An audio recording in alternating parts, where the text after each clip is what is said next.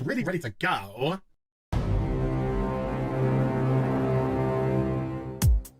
Okay, stuttering! Okay, stuttering! Okay, stuttering! Take me by the hand, take me by the hand, Okay, stuttering! take me by the hand, take me by the hand. Okay, stuttering!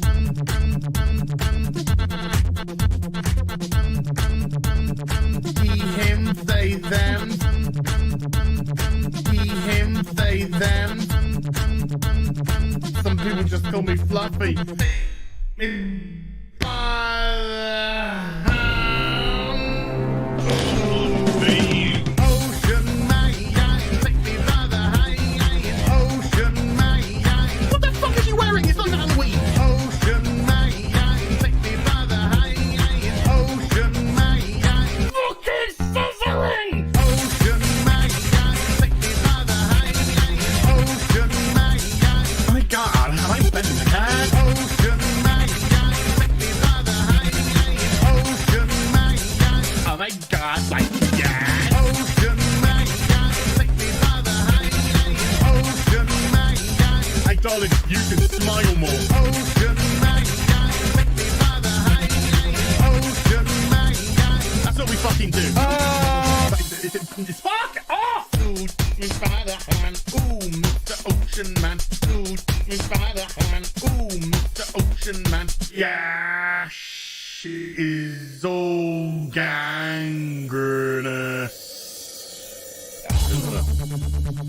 That's cute, you massive fucking soy cock. He, him, they, them. Superficial bollocks.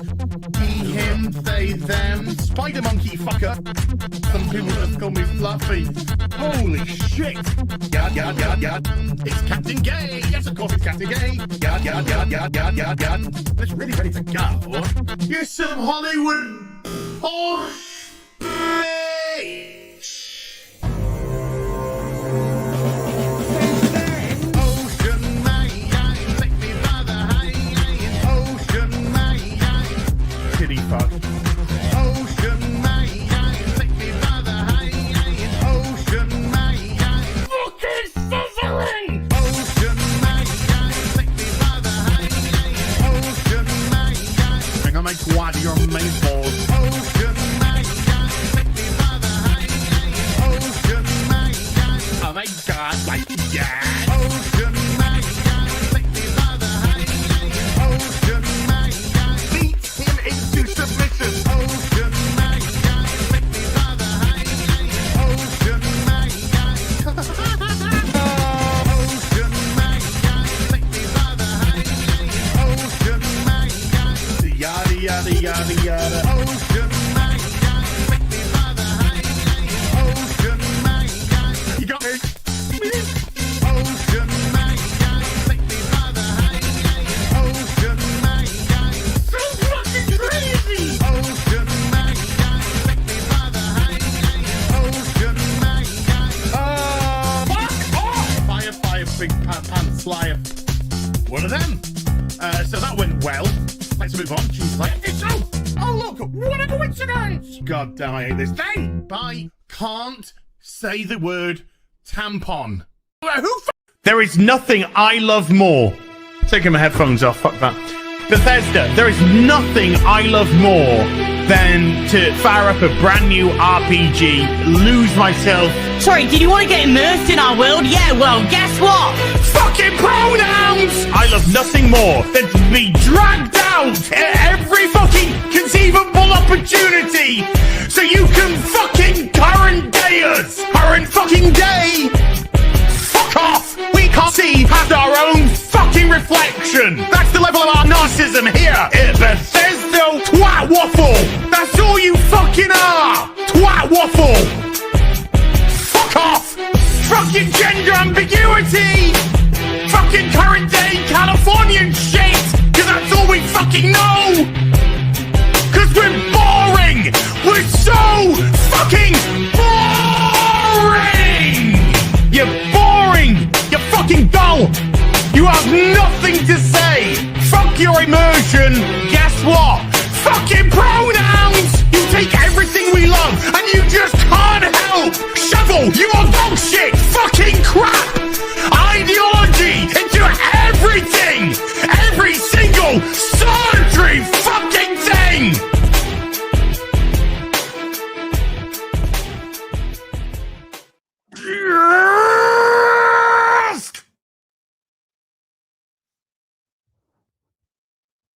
Good afternoon. Good afternoon. Good morning. Good evening. Welcome to afternoon tea with Az. We've got some trans representation in the house now. Hey, Lady Erin. Booby doobies. I have got some, actually, do you know what? I'm going to pose a question. And I'm going to see if somebody out there, because this is going to use some brain power, okay? I'm going to see if there's somebody that can connect why that I could potentially have this on my desk. Why do I have, and I'll be very specific, why do I have clear nail varnish? Why do I have clear nail varnish on my desk? That is a question I am posing today. I'm going to see if anyone's smart enough to work that one out. Let's see if anyone's smart enough to work that one out. You had a run in your panty. You see, paint removal. I mean, that's the smartest answer so far, but it's not. That's not correct. Something for touching up your collectibles. Take that and work with it. Take that and work with huffing it. Yeah, yeah.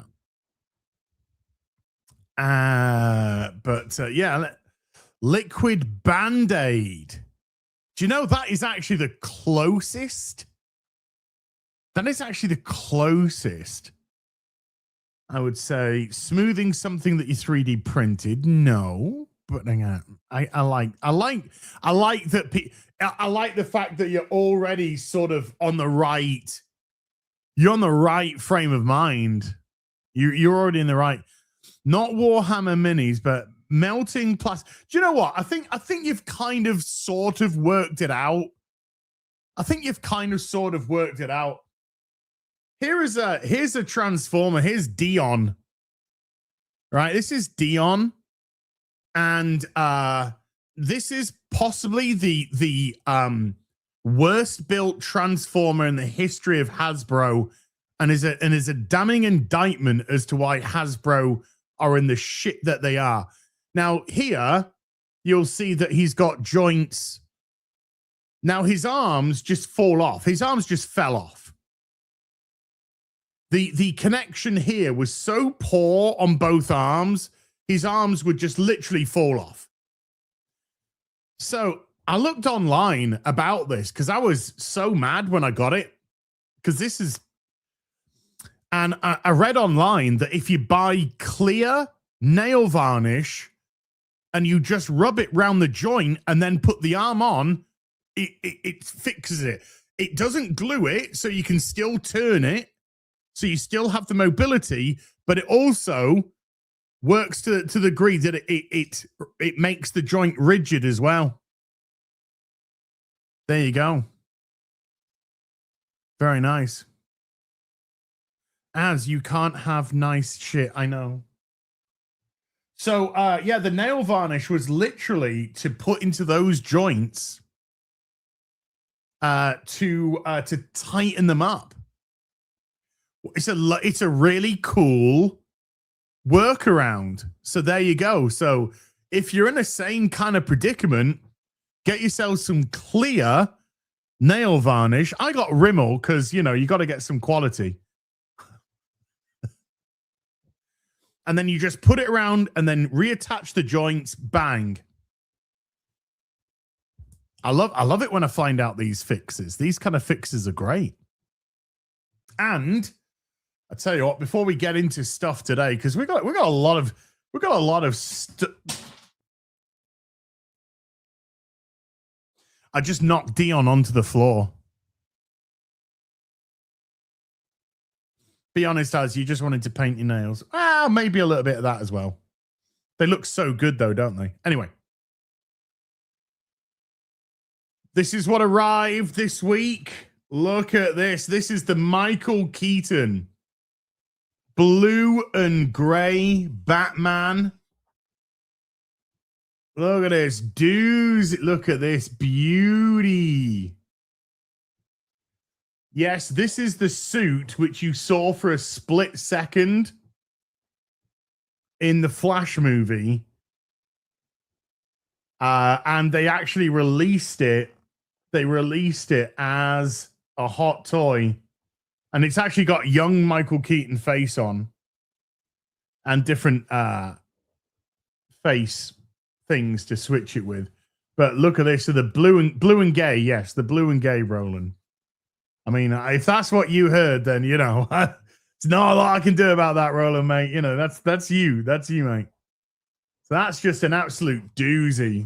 Beautiful. Beautiful. So that's going to be going into the Michael Keaton Batman cabinet.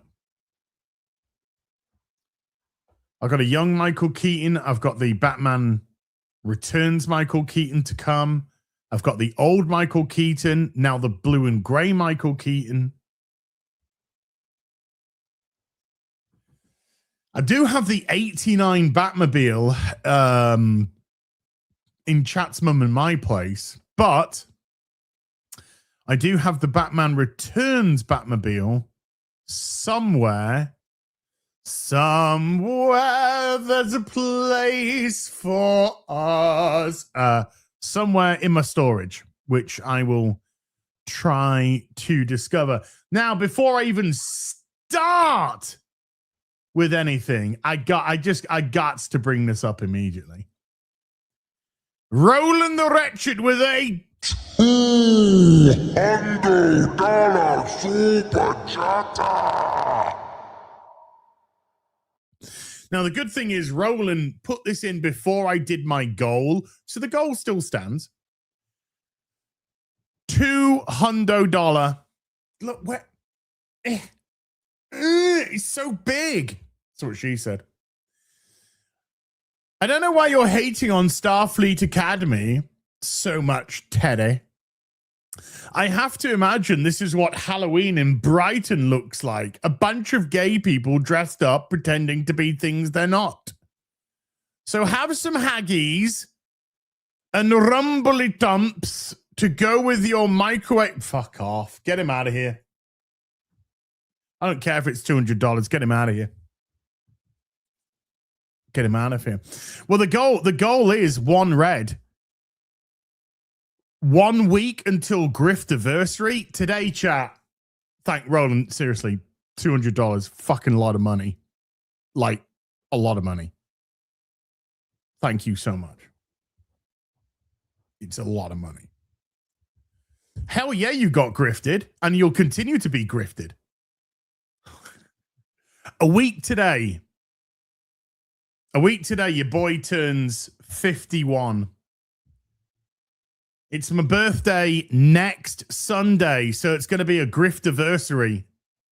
It's just going to be an afternoon tea of grifting. PayPal links everywhere. Direct bank account, sort code details, everything. It's going to be a griftiversary next week. So, yeah, we'll do something a bit fun. I say fun next week because it will be, yeah, it's your birth. It's my birthday stream, you know. Bitcoin, yeah, Bitcoin wallet will be open. You wanna drop me a 0.0001 Bitcoin? I'll take it. I'll take it. So it's the 50 plus 1 talent point birthday next week. Az turns 50 plus 1 talent point. Griftiversary. And while we're here, Roland also for 16 months says, since Gary has moved the Vegas meetup to August, you have 8 months to save up and yell at me on my birthday in person for once instead of by video. I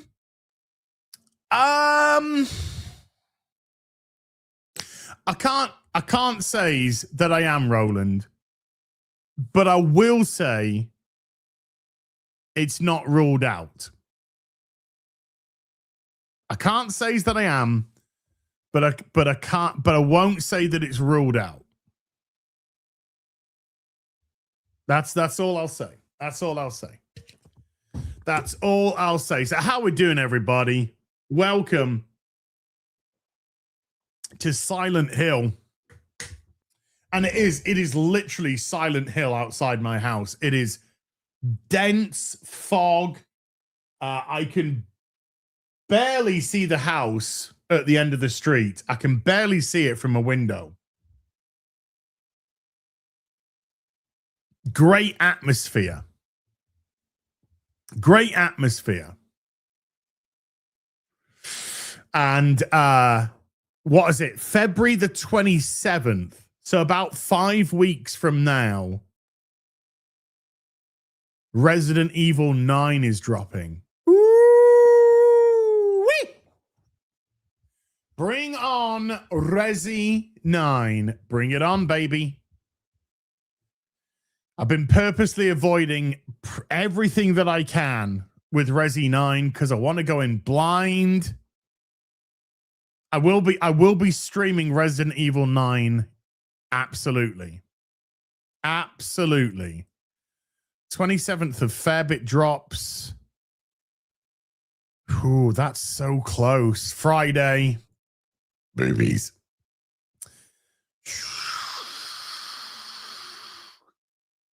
Things are tight. Oh, there's stuff going on. I can't tell you at the minute. There's stuff going on, but I should be able to do it.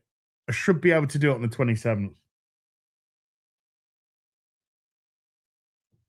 That's a good-looking tongue. That's a good-looking tongue, that is. So how's everyone doing today? We're doing good. Hey? We doing okay? Hey? I'll get on to the other super duperies, obviously, during the break in the proceedings after we've done our first kind of stint.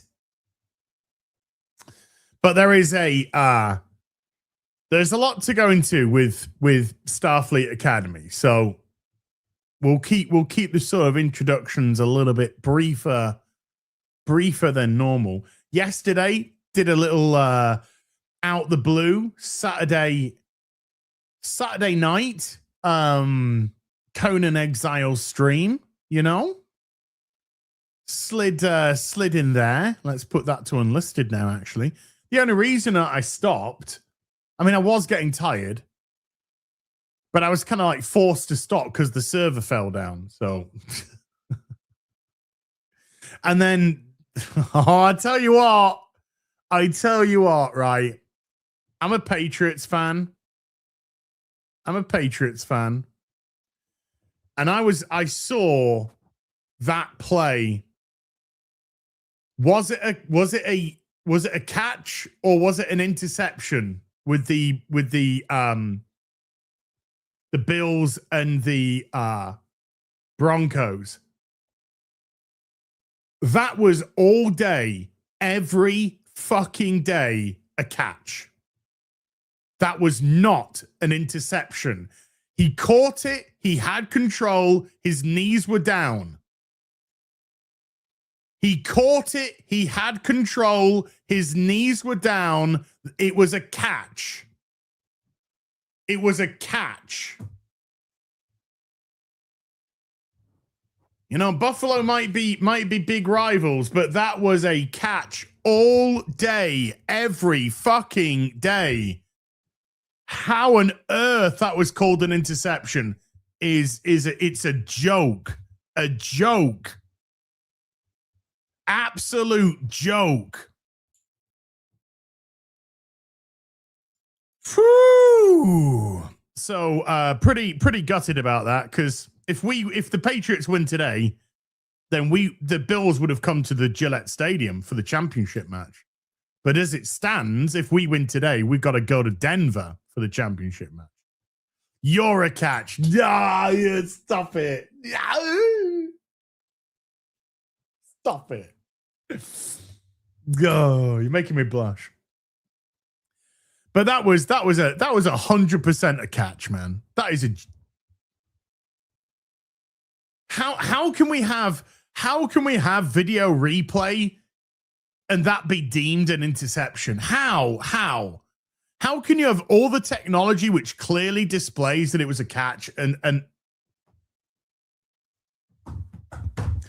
so I tell you what, to my Bills fans out there, you got robbed. You got robbed, and I've nothing but all the sympathy in the world for you. That was oh. That was the stuffing. That's the stuffing. Chihuahua. Sorry, I'm doing some do you know when you just suddenly get the urge to do some cleaning? I just decided that my keyboard just could do with a little, a little dash here and there. The knee was down, dude. He had possession, but he had possession and he was in control of the ball, right? Now, if the ball was loose and bobbling around, then I would probably have a different opinion. If the ball was loose and bobbling around, I would say, he didn't have full control of the ball, but he did. He had full control of the ball and the knee was down. It was a catch. It was a catch. So, yeah. Sorry, Bills. And if you're a Denver fan, I'm not trying to shit on you. It's not your fault. It's the referee's fault. It's not your fault. It's the umpire's fault. It's it was terrible. Terrible decision.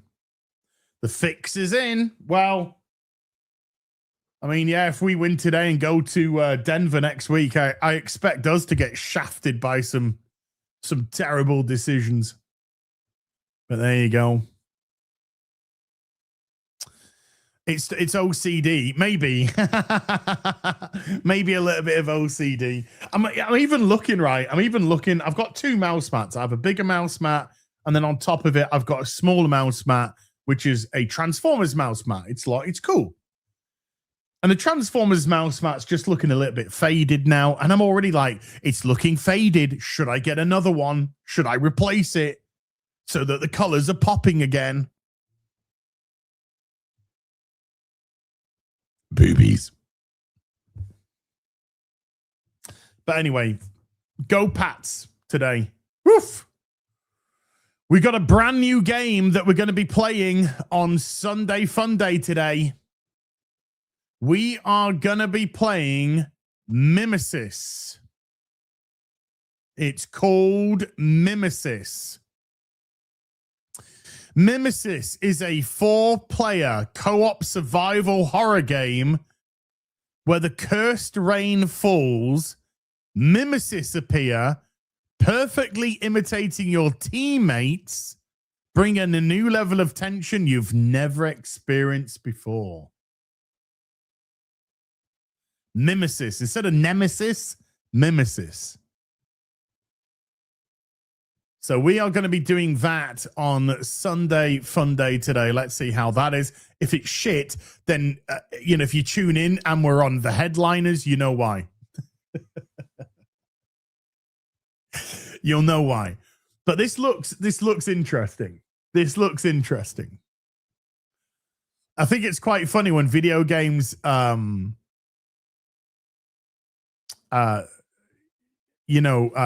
duplicate or replicate your teammates. We've had that before in games where like they're not really your teammates, but whatever. What else is on the go? Oh yeah. I had another David. Rotten Tomatoes score means nothing. It's absolutely irrelevant. The Rotten Tomatoes critics were caught getting paid $50 to give good reviews. There is zero credibility in any Rotten Tomatoes critic score. Zero. The reason why we use it in videos is because it's the laughable barometer. So when the laughable barometer even sways in one direction, then it becomes even more laughable. But there is nothing. There is zero to be taken by critic scores today. Once upon a time, critic scores meant something because we didn't have things like the internet. We didn't have those mass communication sites. We didn't have this sort of business here. And so critics actually served a purpose. Well, you're a critic, aren't you? No, I'm not a critic. I'm not a critic. I'm a fan. I'm a fan. And I love to talk about my fandoms and things that I like. And I'll tell you if I like something or I don't like it, but I'm not a critic, you know? I won't call myself that in any stretch of the imagination. I'm an influence. No. I'm a man with a webcam and a microphone. That's what I am. Big difference. So it doesn't matter if it was 100%. It's meaningless. It's meaningless. What matters is the audience. That's what matters. The audience. What the audience think. Are the audience tuning in? What are the viewership numbers, etc.? That's the important thing, right? Because we've said it time and again, and I think Ryan brought it up a couple of weeks ago, maybe last week in FNT, but we've been saying this for years now. I don't like current Star Wars. I don't like current Star Trek. I don't like current Doctor Who. I think it's all dog shit. So, so many things are dog shit now in my eyes and a lot of our eyes. But if Star Trek, Doctor Who, and Star Wars were at their peak, people, they were pulling in the biggest numbers they've ever seen. Viewership was sky high. Merch sales were brilliant. Then I would be, I don't like it, but it's flourishing. Doctor Who, I don't like it, but I'm in the minority. But we're not. We're not. We're in the vast majority. That's just the thing. And there's a reason, there's a very specific reason why people who have been massive fans of these franchises for decades don't like it anymore. And is it because we're aging out? Like Mr. Michelle Gellar, cuckold Freddie Prinze Jr., little bitch boy, can't find himself any work nowadays unless he's writing stories for Sweaty Men on WWE. But I think he got fired from that as well. We are not aging out of the franchise. Now, obviously, franchises you do age out of in general because you just get older. But things like Star Wars and Star Trek and Doctor Who have always been generational franchises. Always been generational franchises. So you would be bringing your children or your grandchildren and you'd be showing them this, and then that would be fueling them and they would become the fans of the future. But there's no... These generational franchises are dead. They're dying with their aging generation because they are no longer appealing to another generation. There's no longer the appeal for the fans to say, hey, let's take our kids to see Star Wars. Let's take our kids and sit down with our kids to watch Star Trek or Doctor Who. And why would you? Why would you? We're going to talk about woke and inclusion today. Not because I want to use those words, but because people who are involved in Starfleet Academy are using these words. Robert Picardo is kind of using these words. Star Trek has always been woke, which is a lie, of course. And I did a video about this earlier in the week because Star Trek's never been woke. Star Trek has dealt a lot with morality, for sure. It's dealt a lot with social issues, for sure. But it's never been a far left-leaning ideological tool of propaganda, which it is now. So you can't have a word like inclusion when you're being exclusive. because it doesn't work. And a system like the Federation is not an inclusive system. It's an exclusive system because it operates off the meritocracy. So what happens when you have something that you want to deem as woke and inclusive and diverse, which actually operates off merit? Then you get something like Starfleet Academy, where any old retard can go in. So instead of the best, Wesley Crusher, Jean-Luc Picard, they were both declined on their first attempts to get into Starfleet Academy. Because it's about the best of the best. So Starfleet isn't an inclusive federation, it's an exclusive federation. Now, it doesn't mean that it's a discriminatory federation. That's completely different, because there's a huge difference between inclusion and discriminatory. Just because you don't accept somebody doesn't mean that you're being discriminatory at all. Because they don't discriminate on your gender. They don't discriminate on the race. What they do discriminate on is your ability. And if you're not good enough, you don't get in. Now, we're getting fat cunts who are eating comm badges. They're standing in the line and they're eating their comm badges, and we're being told that they are the best of the best. We are seeing emotionally retarded children who are meant to be 17, 18, 19, 20 years of age acting like 5-year-olds. They don't have the mental maturity to even deal with basic things. And then we're getting teachers who are morbidly obese, who are meant to be teaching combat and physical education. And if you're shaping the minds of the future, I mean, I noticed that they didn't say we're shaping the minds and bodies of the future. Then something like Starfleet, which is a merit-based exclusive system, then one of those elements is absolutely going to be discipline. And so discipline doesn't allow for stunning and brave, because discipline supersedes that.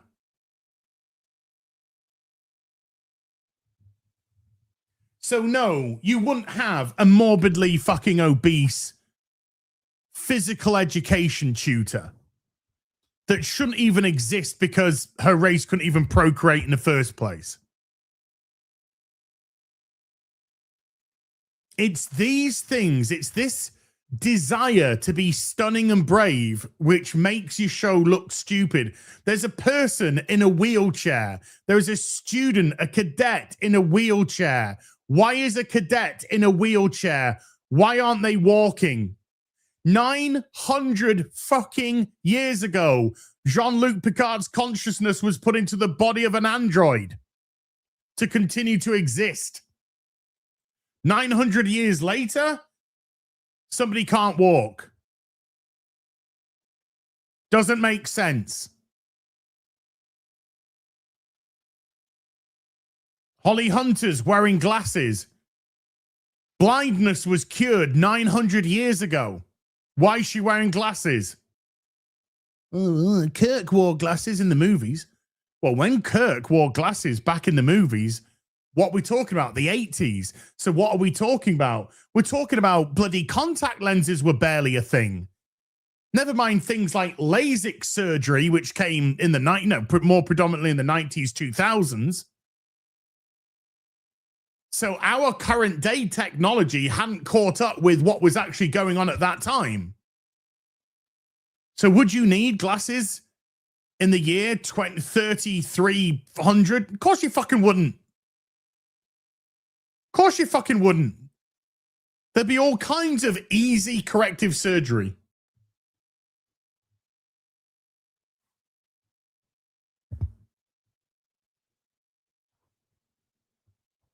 So things like that, they don't come across as stunning and brave or quirky. They come across as stupid. They come across as stupid because it shows a distinct lack of care that you have for the universe which you're trying to exist in. Doesn't make sense. Now, Steve Jackson says they're museum pieces. Steve, let's run with your idea, right? Because you've given me an idea. Let's run with your idea. If you want the character of Holly Hunter to be somebody, she's in the show, she's 422 years old or something. Because she's half something. So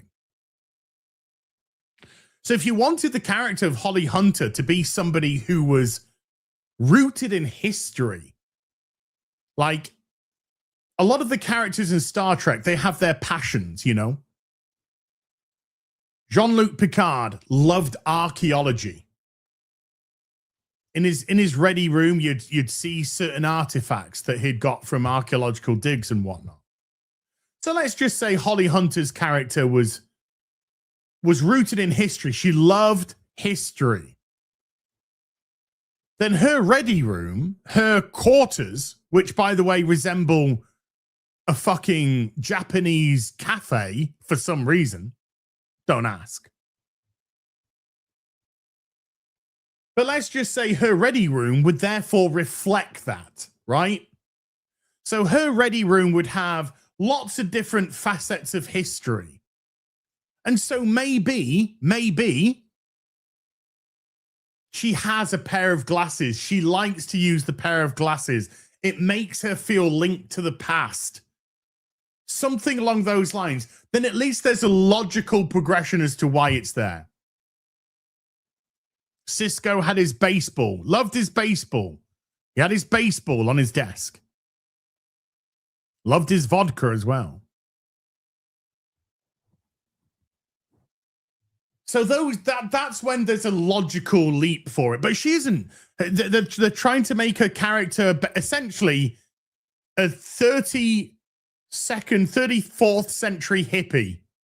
Whatever century we're in now. They're just trying to make her a fucking hippie. She talks of activism. Her hair isn't fucking brushed. It's unkempt. She curls up in the captain's chair like a fucking retard. She has no, she exudes zero authority, presence, or respect, to be honest with you. In actual fact, she exhibits a lot of disrespect to people around her, particularly men. Surprise, surprise. She goes in bare feet to meet the guy who runs the war college. He says it's not, it's not correct behavior to come in bare feet. And she's just like, oh, I just like my pinkies to run free. I like to feel the earth under my feet. She's a hippie. She's a retarded fucking hippie. She's a 34th century retarded fucking hippie. And it doesn't work.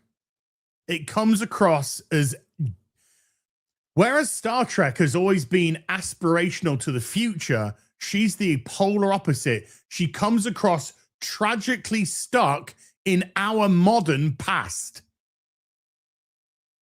Because when you have a show which is dripping in modernity, that's what happens. Tig Notaro. I cannot abide that hideous human being. Tig Notaro references a mixtape in her class. A mixtape. Tig Notaro, whose character in the show was born in about 2200 and something. 2200 and something she was born in. She's referencing mixtapes. Why? Because modernity. Because it's not Tig Notaro's character. Tig Notaro remembers mixtape. The writer remembers mixtapes. Modernity.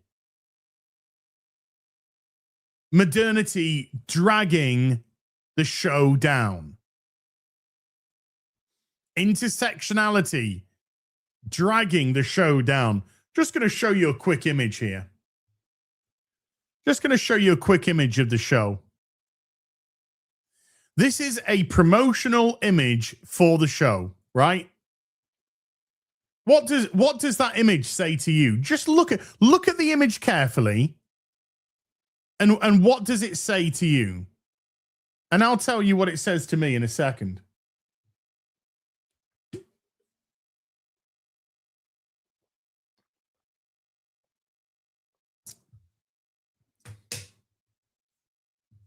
And I'm talking about what does it say to you very specifically, just looking. What does it say to you specifically just by looking at it? Like directly. What does it directly say? Ah, here we go. Here we go. Feminine, girl boss. Well, this is it. If you look at it, what do you have predominantly? You have 1, 2, 3, 4 females to 1 male in the main highlighted group. This main highlighted line here, because these two guys at the back, they're nothing. They're fucking gay Klingon and bully boy. They're nothing. They're meaningless, right? So this is 1, 2, 3, 4 girls, 1 boy. That's what it's saying. It's female led. This is female orientated. We're trying to appeal to females. Zero masculinity. Estrogen overload. AKA intersectionality. And we've got a couple of dudes at the back, whatever, nobody cares.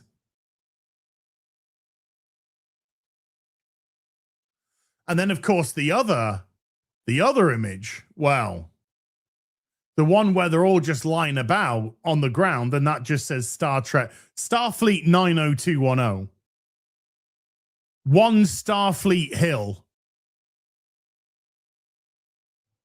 Dawson's Starfleet, you know? That's all it's saying. So does any of it say Star Trek? No, none of it says Star Trek, but that's absolutely on par with what Alex Kurtzman himself has said, in that Star Trek is no longer about Star Trek. It's about using Star Trek as a platform for their messages. And their messages are far left fucking retards. Their messages are intersectionality. Their messages are toxic masculinity. Their messages are equity above equality. Their messages are equity above merit.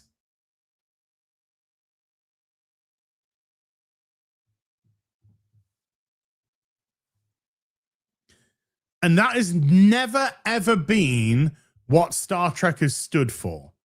Ever. Ever. And let's just play with something for a second here. Let's just say for a moment that back in the 60s, Star Trek was more liberally minded.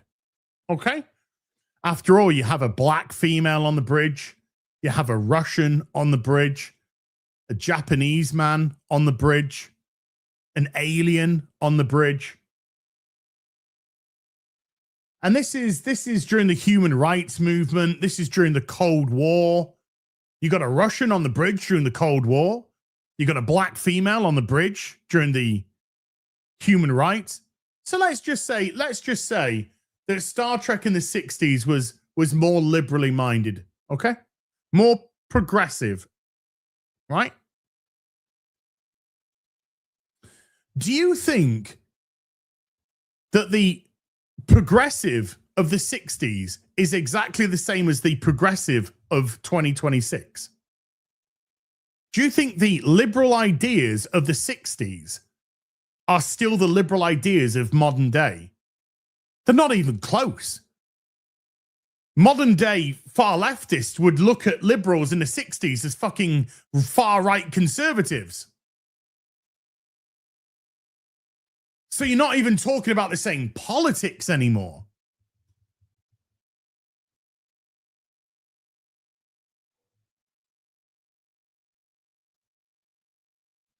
There's a huge difference between supporting equality, not equity, equality, and chopping and mutilating children. There's a huge difference between supporting race relations than there is trying to redefine what gender is because some fucking mentally ill weirdos want to wake up one day for more attention. They don't coexist. So the politics of the 60s would no way in shape or form coexist with the politics of today in the same party. And there's a reason why I'm bringing all of this up. All of this up. Because one of the characters in Star Trek is Robert Picardo. He's playing the EMH, the Emergency Medical Hologram. And let's just say he's been doing some posting. So let's have a look, shall we? Boobs. So this came out on the 11th of January. This was before the show came out, and we have discussed this, but let's just briefly go through it again, because it's very important now that we've seen the first two episodes. Long before the term existed, Star Trek's heart was woke, which is just an out-and-out lie. It's just an out-and-out lie. It wasn't woke. It wasn't built with a far left radical ideology. That's an out and out lie. Could you say that it was more, you know, it was certainly looking more in terms of equality. I wanted more in terms of equality of race, equality of color, equality of gender. I wouldn't say there's anything wrong with saying that. But would I say equality of race, equality of gender, equality of color is woke? I wouldn't say that either. No, that's not woke.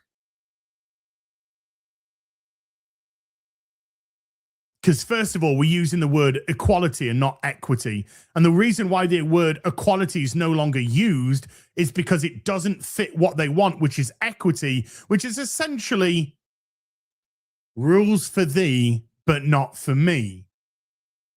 You have all of this. You've worked for all of that.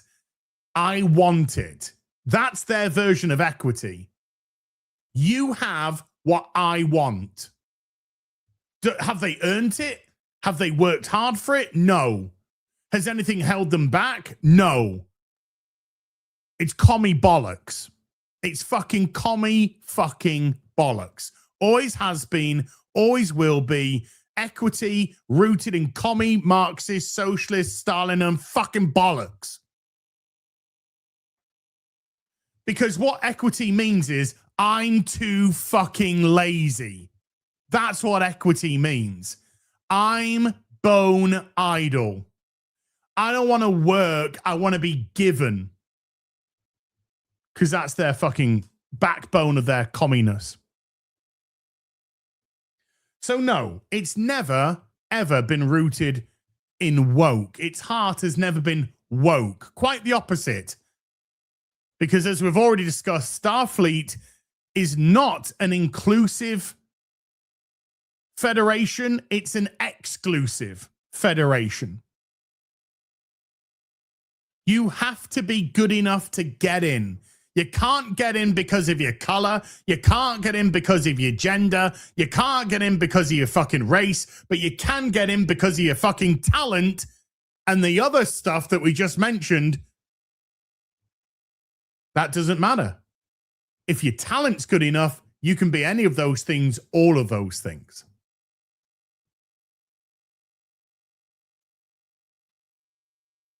Starfleet is part of the Federation, okay? The Federation abides by the same ideals of Starfleet, okay? So we're grouping it all together as a federation because it brings in other races into the fold, okay? So let's not nitpick or try and do semantics to try and be a funny fucker. Okay? Don't be that person. Don't be that person. Starfleet is the human one, but it's also built up of other races as well. Fucking hell. Fucking hell. And even though that word has been hijacked and made a cudgel to insult, ridicule, and at the toxic extremes of social media to justify prejudice and racism, no. You see, this is where Robert is actually saying we are above criticism. If you are to go against our woke doctrine, then we are above criticism because of this. So if you dare criticize us, you're prejudiced, you're racist, blah, blah, blah, blah, blah. The reason why the word woke is such a laughable terminology now is because once upon a time, woke meant that you could actually see. You were awake. You weren't asleep. You weren't a sheep. You were awake. You could see things clearly. And so people who were considered woke, 20 odd years ago, shall we say, they were cool people. This person's woke. Yeah, this person can see it how it is. This person doesn't buy into the bullshit. They bypass the bullshit. They tell you how it is. And as social media rose and expanded and more dumb people had a voice, then a lot of people wanted to hijack that word. But the people who were hijacking the word woke were the fucking retards, were the ignorant, were the dumb, were the stupid that thought they were woke, that they thought they were awake, that they knew it. Meanwhile, they just displayed their utter ignorance and stupidity for all to behold and then called themselves woke. They gave themselves that mantle. And so when they were laughed and ridiculed because their woke ideology was actually fucking retarded, then it was given to them. You're woke. And so it became an insult as opposed to something which was once upon a time a term that meant clued in. So sarcastically, they became woke. Yeah, you're woke, all right. You're fucking ignorant. You're dumb. You're stupid. You think you're something and you're not. And so what happened? What happens when the word woke goes away because it's been hijacked by the very people who say that other people have hijacked it? No, you were the ones that hijacked the word woke with your ignorance. So what happens to the people who are awake? What happens to the people who do see things with a more open mind as opposed to a closed-minded attitude? Well, the word based started to materialize. Based, i.e. based in reality. So now you had woke versus based, etc. And everybody vying for what they thought they were, which level they fit in on. And because the left had hijacked, or the far left had hijacked the word woke, then it became their word. So So anyone that espoused that ideology had to assimilate the word woke into there. And if you didn't, well, you know, maybe you were based, maybe you weren't, who knows? But if it doesn't matter if they co-opt the word based, which, whatever, it's irrelevant. It's utterly irrelevant. Because co-opting something doesn't make it therefore then true. So if they co-opt the word based, then the word based would go and another word would materialize. That's just the way it is. Your mum died in Wolf 359. Oh, I'm so sorry, Rob. I'm so sorry. Which starship was she on?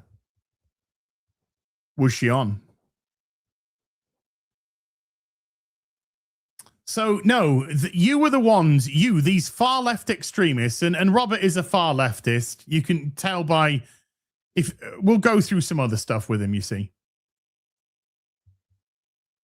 So no, to justify prejudice and racism is very disingenuous, because all you're trying to say is we're above criticism. Nobody is above criticism. Everybody is able to be criticized.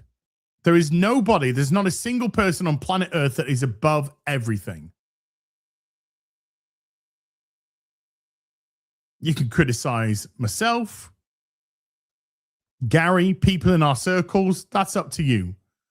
And you can criticize these people, and you can criticize their ideologies, and you can criticize their television shows. We'll get onto super chats in a little bit, but I just want to recognize two big boys coming in there. And we'll get to those a little later, but massive thank you. So to try and say that we are above criticism is exceedingly disingenuous. And then not only to say we're above criticism, but if you criticize us, in essence, you are just prejudiced and racist. Well, that is what we call gatekeeping language. That's called gatekeeping language. Because what you're trying to say is, shush. Don't criticize, shush. Because once upon a time, a few years ago, the good people who could see where this nonsense was going, if they criticized it, then your people like Robert, with what he's saying here, as well as others, some in a not so pleasant way, would say, well, are you a racist then? Are you a sexist? Are you a misogynist? Do you hate women? Are you a Nazi? Oh, you know, normal people who aren't used to hearing shit like that. No, of course I'm not. Of course I'm not. Of course I'm not. And so they try and use all these terminologies as gatekeeping language in an effort to shush you. No. I won't. No, not at all. Not at all. It's called gatekeeping. It's basic bitch, and it's pathetic. The thing is, though, it's been so overused that if you're called a Nazi today, it's actually a fucking compliment. Because it most likely means you're doing something right. Now, that doesn't mean that you're going out creating fucking concentration camps and gassing Jews and shit. No, quite the opposite. Because the very people that are calling you Nazis are also calling for the death of fucking, are probably some of the most anti-Semitic people you've ever met on planet Earth.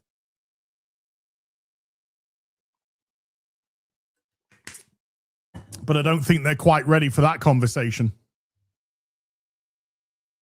So when the anti-Semites are calling you a Nazi, you know you're living in clown world. By the way, we've got 1,500 people watching the stream. We tend to get around about 1,200, 1,300 people watching the stream a week. So we've got more people watching this stream than watch the fucking free episode of Starfleet Academy on YouTube. Just give yourself a little pat on the back for that. All my woke viewers out there, All my woke viewers out there.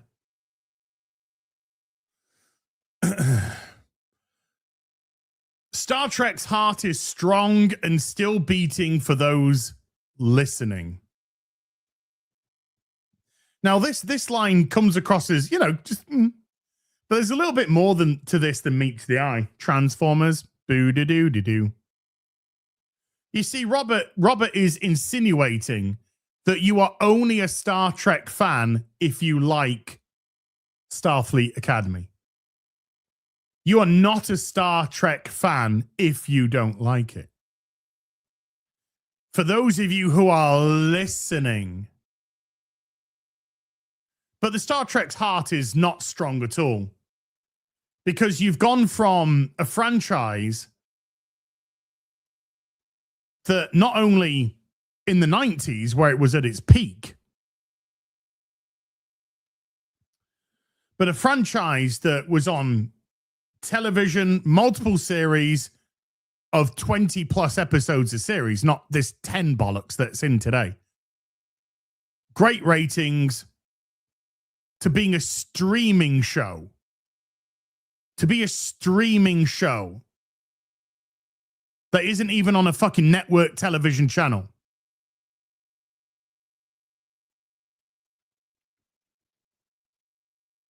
And then when you put the episode out for free in the United States, you couldn't get anyone.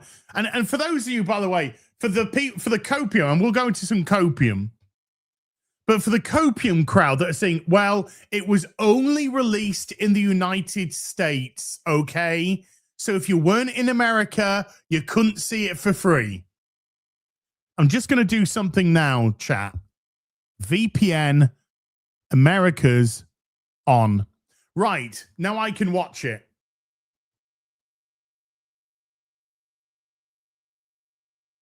There, that took me 2 to 3 seconds. 2 to 3 seconds for me in the UK to be able to watch it on YouTube in America. I think the population of the United States as well is about 330 million. Approximately 330 million. Not that I'm expecting 330 million Americans to tune into Star Trek. But let's just say that's still a lot of people. That's still a lot of people.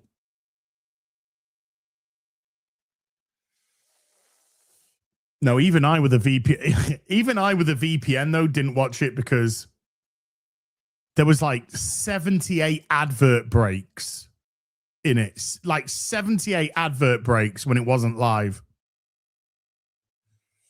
About 340 million. There you go. About 340 million in the States. So you've still got, considering it was free and the access, what percentage, here. Hey, Google, what percentage of Americans have access to the internet? Let's just see what percentage of Americans have access to them. About 96% of households have access to the internet in America. About 96%. So about 96% of 340 million. So let's just say you still got a decent audience. You still got a decent audience to call upon. 1.3K watched it continuously at peak. 1.3K.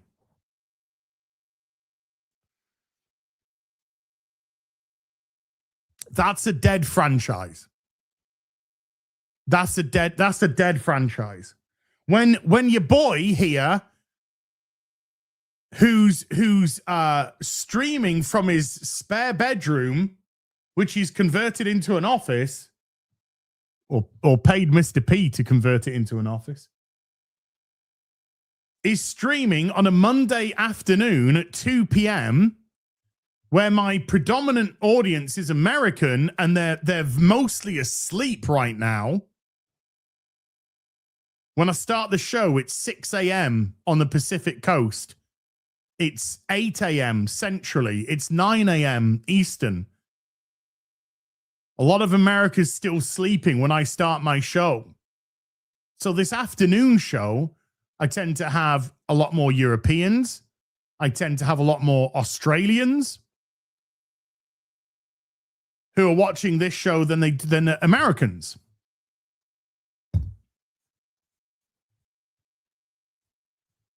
And this show gets, like I said, normally gets about 1.2, 1.3 million. Woo, I wish. 1.2, 1.3 thousand watching concurrently. Real BBC, if it's on Gary's channel, it tends to do between, let's say, 9 to 10,000 live concurrent viewers. When the Real BBC's on my channel, tends to do about 6 to 7,000 concurrent viewers.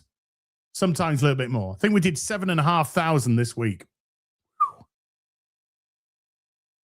Friday Night Tights tends to get 13, 14,000 people watching concurrently.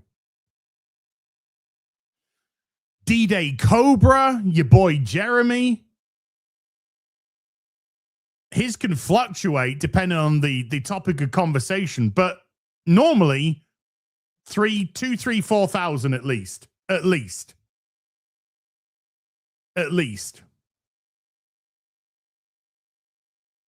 Ripping the Silverback, we tend to get 1.1, 1.2, 1.3K when people come in from the Nuna. These are the reason why I'm giving these numbers is we're just guys with webcams and microphones. You know, you're not tuning in to, you know, let's say me. Once upon a time, I was an actor on a TV show. Hey guys, it's Az here. I used to be on Star Trek Up Your Bum back in 1998. You know, we're not that. We're not actors. We're not former actors. We're not former celebs. Nothing. We're just regular people with microphones and webcams.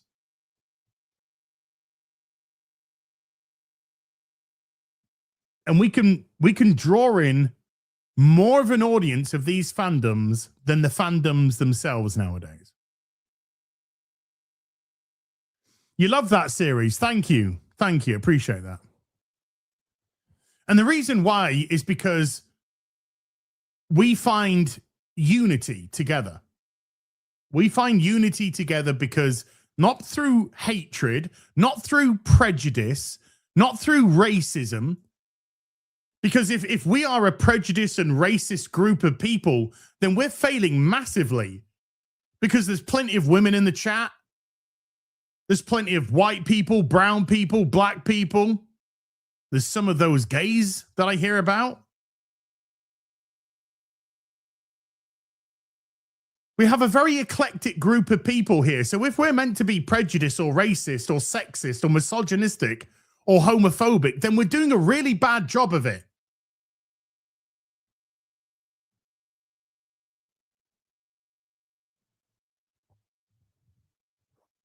No, the reason why we have unity together is because of the love that we used to have for these wonderful shows. And you have to ask yourself, if we have such an eclectic group of people, if we have, and I hate to use the word, but it's a word I have to use, if we have such a diverse group of people, then surely the Star Trek, the Star Wars, the Doctor Who, the Warhammer 40K, the DC comics, the Marvel comics, whatever it might be of yesterday that we all gravitated towards. Surely something must have been right then, because you were getting the audience which you claim that you want to have now, apart from nowadays you don't want those pesky straight white men. They kind of get in the way. They get in the way of those tick boxes. So these franchises, which have already organically been diverse by nature, watched in tons of countries worldwide, loved by people from all kinds of different social, economic, race, backgrounds. And that's the reason why they have stood the test of time. Somehow, that's all changed. Somehow, it's been subverted. Somehow, this new Star Trek, this new Star Wars, this new Doctor Who, this new Warhammer, this new DC, this new Marvel, this new Dungeons and Dragons, somehow that is now the new and improved and better and more inclusive and more diverse. And yet the audiences have left them in droves. It's odd when you think about that. It's odd. How can something be so organically diverse and yet when it's improved upon, scare those people away, make them disinterested? I don't know. Maybe, just maybe, they're looking in the wrong place. Instead of looking at you and I, maybe they should be looking at themselves. Oh, no. Oh, no. Can't look at yourselves, because if you looked in the mirror, you'd be fucking disgusted with what you actually saw. And if we just scroll back a little bit on Robert, and it pains me to do this because Voyager wasn't the greatest show by any stretch. It had a lot of problems. It had a really good premise. And when it abandoned its premise, it just became Star Trek light. But it had good characters, you know? So even though a lot of the storylines could be weak, it did have good characters. Now, it had some fucking terrible ones. Don't even get me fucking started on Neelix. But good characters really do manage to carry a lot. I just want to scroll up here. This is Robert Picardo liking a post by, I believe this is a writer of Strange New Worlds. He needs to put his pronouns in the bio because he's forgotten that he's actually a man. So he has to put that he, him there. Now, Stephen Miller, I think he's got something to do with the Trump administration. I believe that Stephen Miller's been a lifelong Star Trek fan. Now, he's quoting N-Wokeness, which says Star Trek 2026 beyond parody. And that is a parody of a picture, particularly when you're talking about the best of the best. And you got two fat fucking women and another woman. Where's the diversity here? Where is the diversity here? 3 women. Where's the diversity? 3 women, 2 of them fucking fat. So anyway, Stephen Miller, tragic, but it's not too late for Paramount Plus to say the franchise. Step 1, reconcile with William Shatner and give him total creative control. Number 1, I just want to say, I do not in any capacity agree with this post, right? William Shatner, I love William Shatner. He's 94 years of age, right? He shouldn't have creative control over Star Trek. So I appreciate the sentiment of getting rid of this nonsense, but your solution, no, thank you. So this is a writer, I believe, from Strange New Worlds. Arguably the most vile human on the planet. Well, that's not very inclusive and stunning and diverse and brave, is it? Calling this guy the most vile human being on planet Earth. Taking time away from facilitating the shooting, beating, blinding, and kidnapping of a populace. You mean ridding the country of people who are illegally there? To trash Star Trek when in all fairness, he's trashing modern day Star Trek, which isn't Star Trek, it is trash. For reasons that are nakedly racist. Well, Steven's a white man. She's white. She's white. And the woman who is black in real life is in fucking makeup that makes her face white. Misogynistic. I'd say it's more fatphobic, but okay. And intolerant. Which means you should watch and support Star Trek. No, not really. Absolutely not really. Right? Liked or reposted at least. Reposted Robert Picardo. Likely reposted because they agreed on. Trek Central. Starfleet Academy certified fresh by Rotten Tomatoes. Yes! Says Robert Picardo. Now, the audience score, the last time I saw it, was at 38%. Because it's not about your bought and paid for critics, Robert. It's about what your audience think. And so when he's tackled by this, you know, there you go. Yeah, Yellow Flash. 84% average for critics, 38 audiences. 38 for your audiences.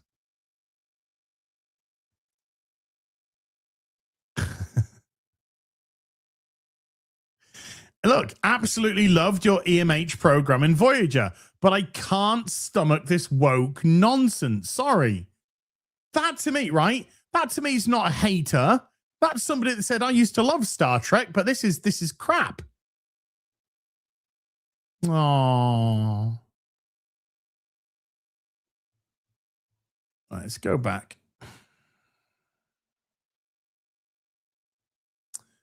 This person here posted, awesome thing about Starfleet Academy is that posting about it has allowed me to discover, block, and delete those gatekeepers and haters from my life.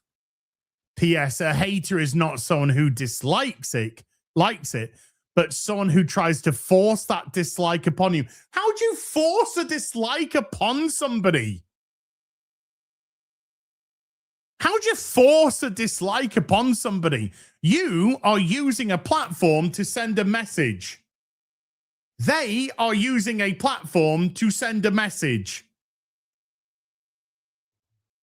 If somebody in the chat, I think here, let me just give a very brief example of how to destroy this argument in 2 seconds. I like this. I like this a lot. I think it looks great. I like the color scheme. It's Michael Keaton Batman. So there's a nice little bridge between the comics and Michael Keaton. I like this. If somebody in the chat posted in the stream as, I think that looks like shit, right? I think that looks crap. Do you know how it affects the way that I feel about it? Not in the slightest. I mean, I'm like, oh, it's a shame you don't like it. Does it affect the way I feel? No. Are they trying to force that opinion upon me? How? Because they posted a comment? Are they outside my house banging on my door? I'm not going to fucking leave until you dislike that 1 in 6 figure of Batman has. You're going to be there for a long time, dude. I like it. Boobies. Here we go. Where is it? There we go. You can't force a feeling onto somebody that doesn't want to have that feeling. Right? We talk about shows all the time. I just want to use a very basic example because I think it's a perfect example. Deadpool and Wolverine came out. I did the real BBC with Mola and Gary. I loved Deadpool and Wolverine. I thought it was great. Gary thought that the film was okay. Didn't hate it. Didn't think it was wonderful. He thought it was okay. And Mola didn't like it at all. Didn't like it at all. 3 different people, 3 different feelings. Well, guess what our feelings are on the film now? I really like it. Gary thinks it's okay, and Mauler doesn't like it.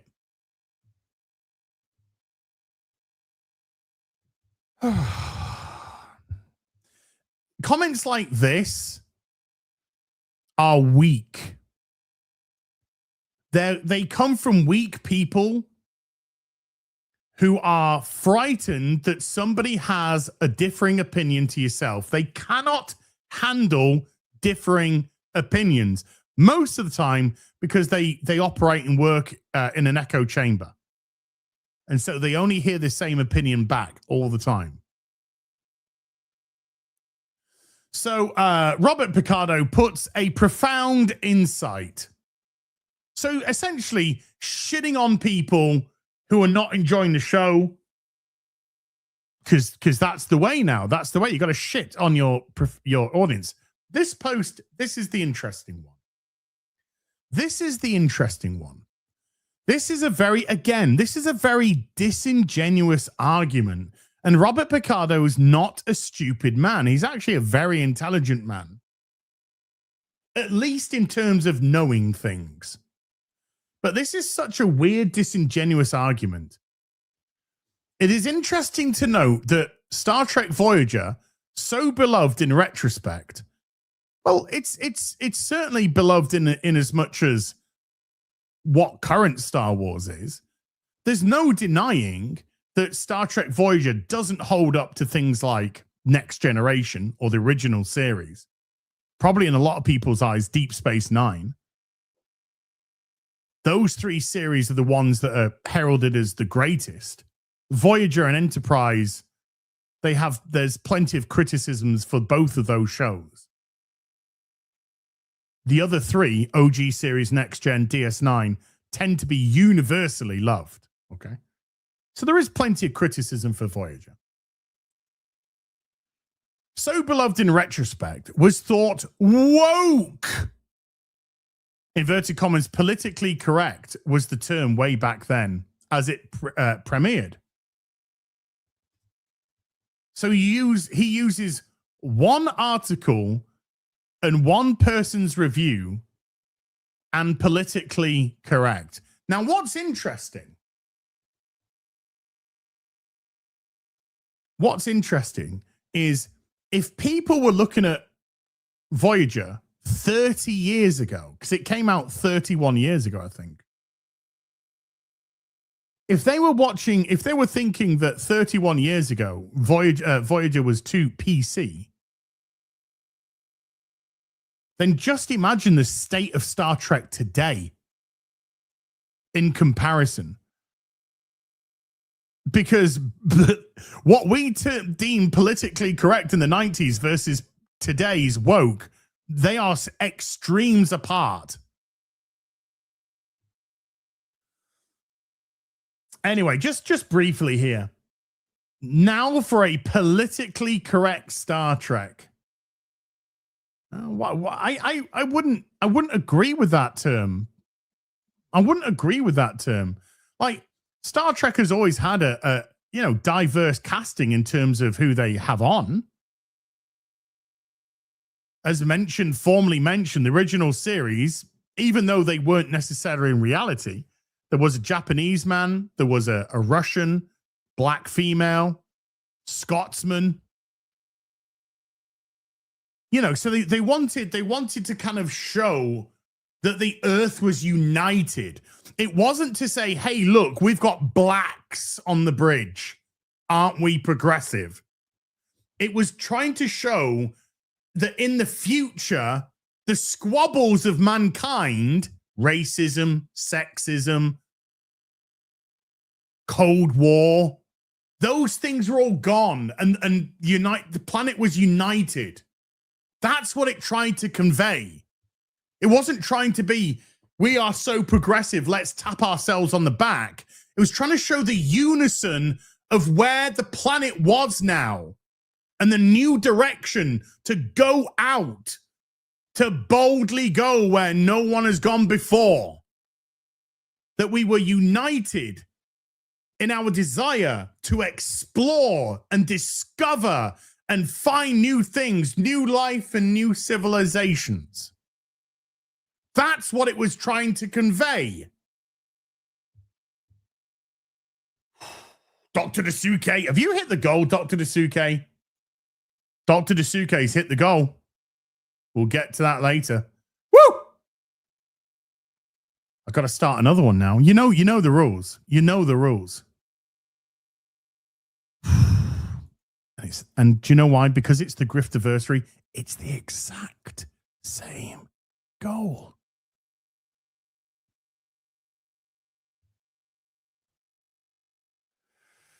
So that's what it was meant to show. It wasn't meant to virtue signal. It wasn't meant as a aren't we so enlightened as writers, as creators? No, it was meant to show, look how the human race has risen. Look how petty squabbles have been forgotten. Look what happens when we unite and we've got a vision that we all think is a worthwhile cause.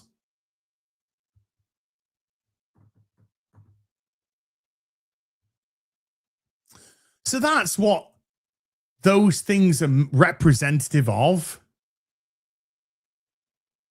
So to have a black Vulcan, nobody gave a shit. To have a female lead engineer, no one gave a shit.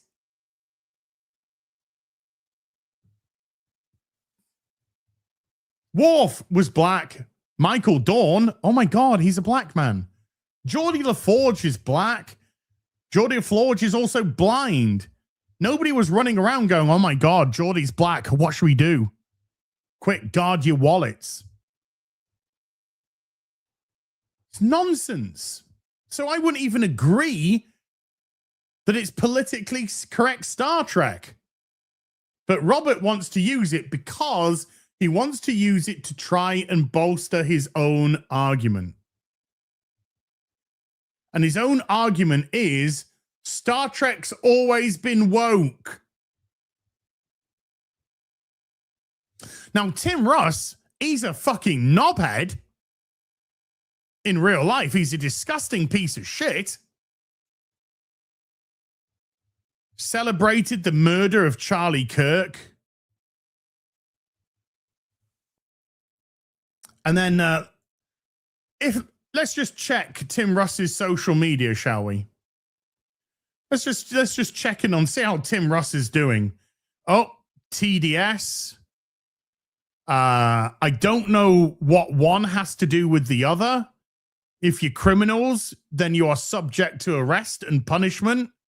What that's got to do with gay or trans, no fucking clue. More TDS. More TDS. This is Stephen Miller as a Star Trek fan as a kid. Shitting all over him, saying, oh, there's a mirror universe because he's evil. More TDS. More TDS. More TDS. Our NATO allies rallying against the United States. Exactly what Putin has dreamed of. Actually, do you know what, Tim? I agree with you. I absolutely agree with you on this one. I think Putin's very happy about this. Do you know why? Because NATO has now left the borders of the fucking Russian, which is exactly why the war in Ukraine is happening, but nobody wants to discuss that because there's an agreement between the Ukraine and Russia about how far NATO was allowed to encroach on Russian borders, and then Ukraine let NATO go through, and that's why it got pushed back.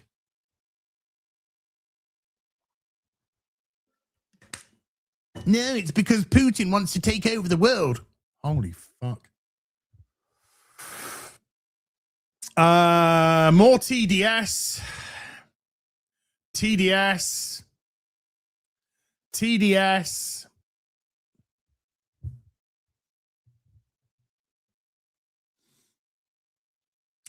So, a little bit of TDS going on there.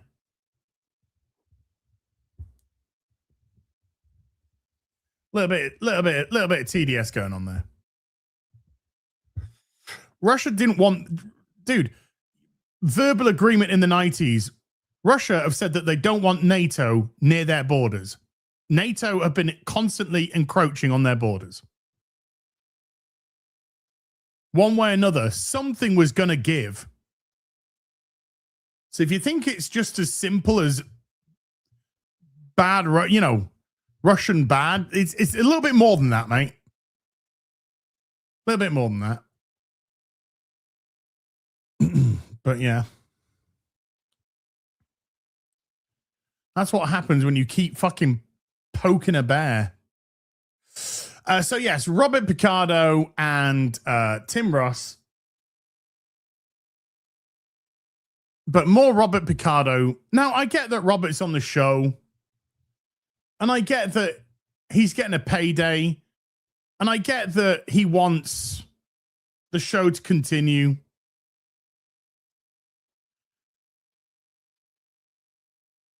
But yeah, look, dude, it's not me being wrong. It's not me being wrong about NATO pushing forward. It's also Russia allowed Ukraine to have their autonomy as long as NATO wasn't in their borders. So you got to look into it a little bit more, man. Because they've always deemed Ukraine to be part of Russia, but they were given their autonomy. One of the things was that the NATO was not to encroach further. But now that NATO have encroached, then in their eyes, they've breached their agreement of having their autonomy. So now they're going, right, we'll have you back then. And then when they have them back, guess what? It means NATO will get pushed back. Look into it. Do some reading. That's why. Right. But I don't want to go into all that. Right, I'm going to go for a quick whiz. And then when I come back, we will go through some supery duperies and probably just pick up any questions about Strange New World. Not Strange New Worlds, Starfleet Academy. So I'll be back in a couple of minutes after I've emptied my bladder of urine. It's really ready to go.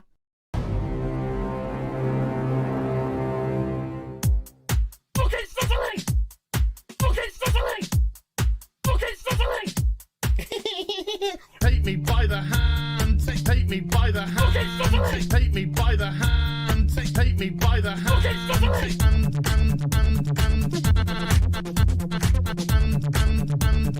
He, him, they, them. He, him, they, them. Some people just call me Fluffy. Me by the hand. Ocean man, take me by the hand. Ocean man. What the fuck is he wearing? It's not Halloween. Ocean man, take me by the hand. Ocean man. Fucking stuttering! Ocean man, take me by the hand. Ocean man. My God, have I been mad? Ocean man, take me by the hand. Ocean man. Oh my God, like yeah. Ocean man, take me by the hand. Ocean man. Hey darling, you can smile more. Ocean man, take me by the hand. Ocean man. That's what we fucking do. Fuck off! Ooh, take me by the hand. Ooh, Mr. Ocean Man. Ooh, take me by the hand. Ooh, Mr. Ocean Man. Yeah, she is all gangrenous. That's cute, you massive fucking soy cock. He, him, they, them. Superficial bollocks. He, him, they, them. Spider monkey fucker. Some people just call me Fluffy. Holy shit. Yard, yard, yard, yard. It's Captain Gay. Yes, of course it's Captain Gay. Yard, yard, yard, yard, yard, yard, yard. It's really ready to go. Here's some Hollywood horse bitch. Ocean man, take me by the hand. Ocean man. Kitty fuck.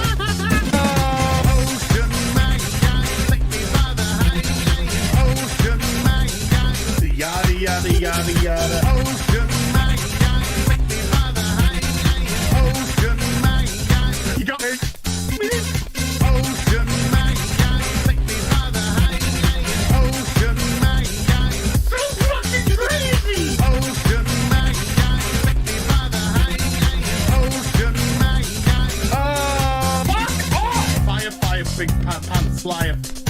One of them. So that went well. Let's move on. Choose player. It's oh look, what a coincidence! God damn, I hate this thing. I can't say the word tampon. Right. Oh. That's a load off the bladder. That's a load off the bladder. Woof.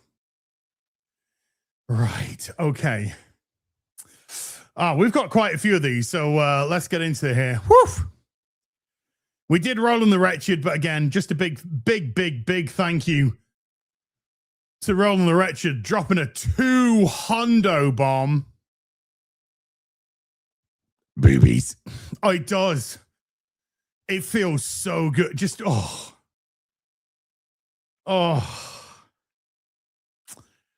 emptying that bladder. Right. The Bo Briscoe's become a member. Thank you, the Bo Briscoe. Appreciate you. Bushin Ryu Cat's become a member. Bushin Ryu Cat, thank you. Bushin Ryu Cat with a $5 says, as in 2025 was evicted and I had to move out fast. I left behind my copies of Isom 1 and 2. Will Eric make a paperback collection of all previous issues? Well, he's done an omnibus, which has loads of different books together. And he's also done the Isom Collective series.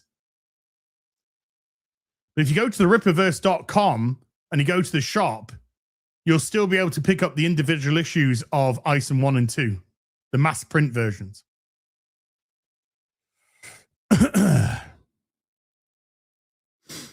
Insomniac with a 30-month membership. Thank you, Insomniac. Appreciate you. Marky Gassler with a $2 says Far Cry 3 60 frames a second upgrade for PS5 announced for the 21st. Yes, including censorship. Including censorship, I believe, Mikey. I think they have censored out the boobies. They've censored out the boobies. So, ow. So I think that's the case as well. I saw something about the upgrade, and I also saw something about that they'd also censored the nudity from it. Because you can't have boobs in a video game. What the fuck do you think you are? Heterosexual?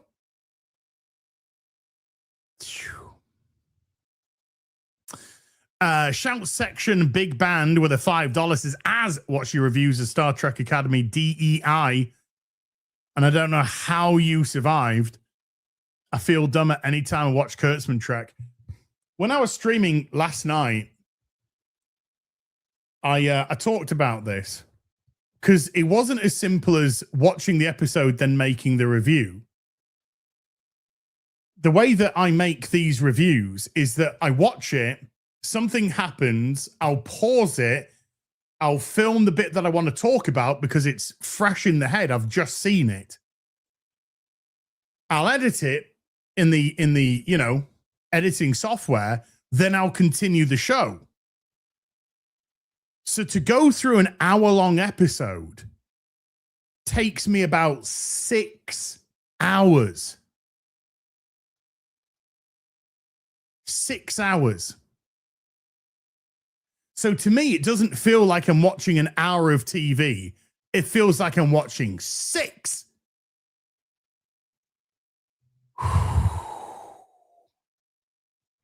It's hideous.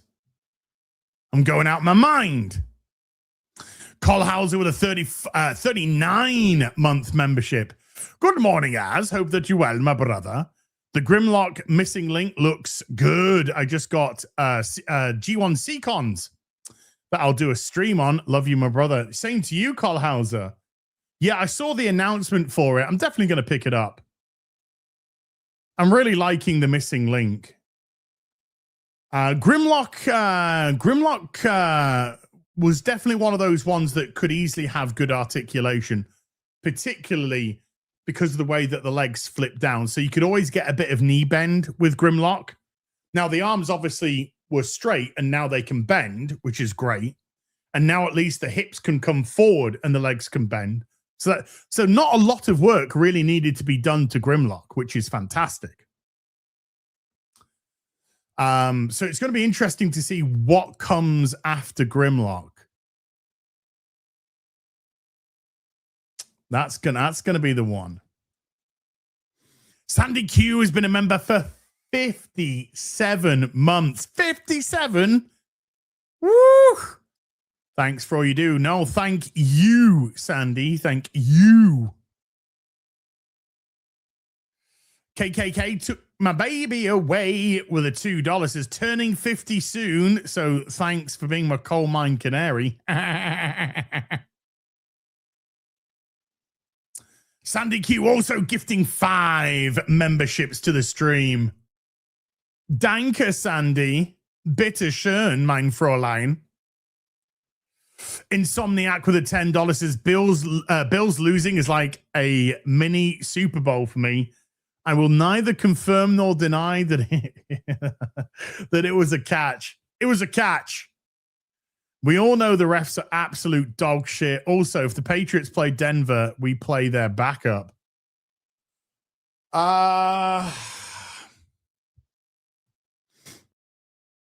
Well, Patriots win today. I think Patriots going to win today.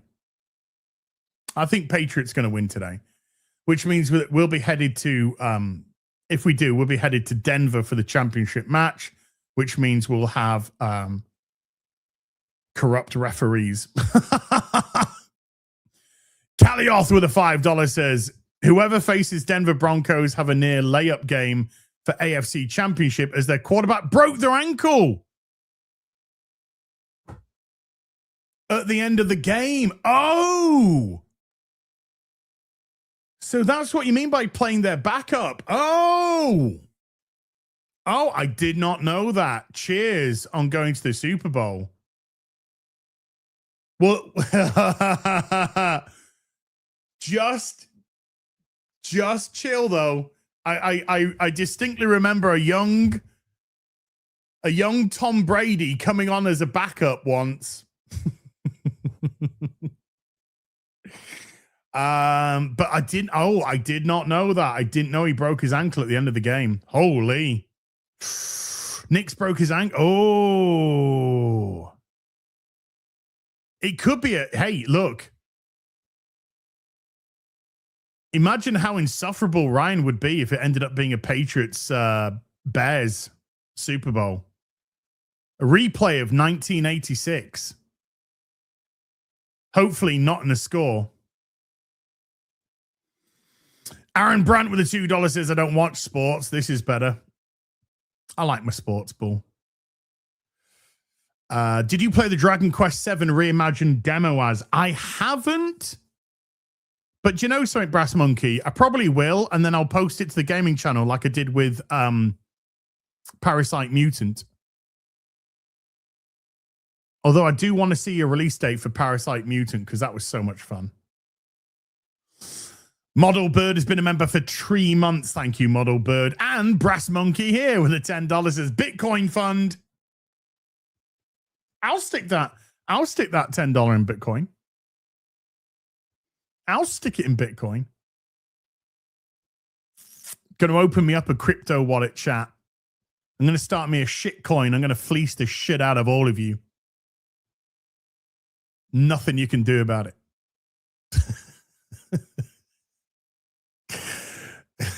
I'm going to go through my Boogie 298 arc. Jacob Joseph.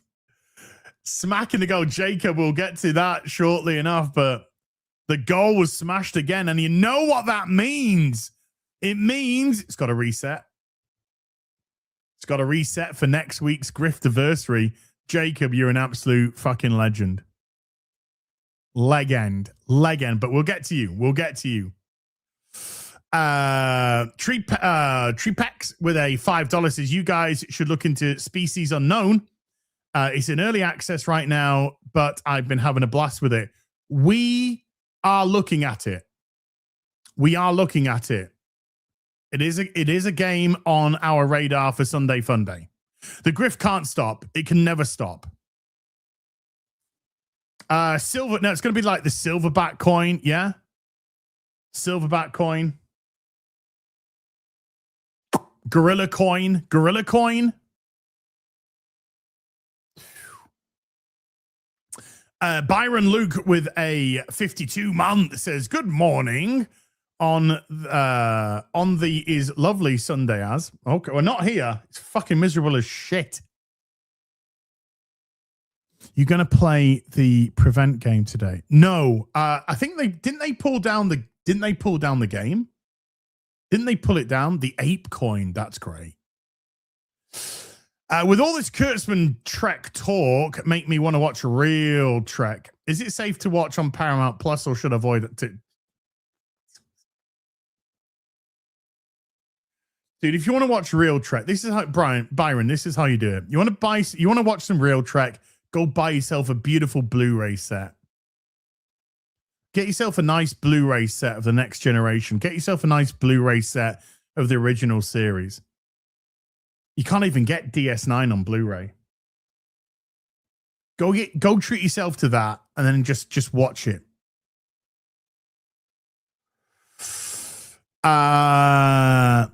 Asari Shepherd with a $2 said there should be a one-legged captain. Stunning. But then they have the technology to create a cybernetic leg, so there wouldn't even need to be a one-legged captain.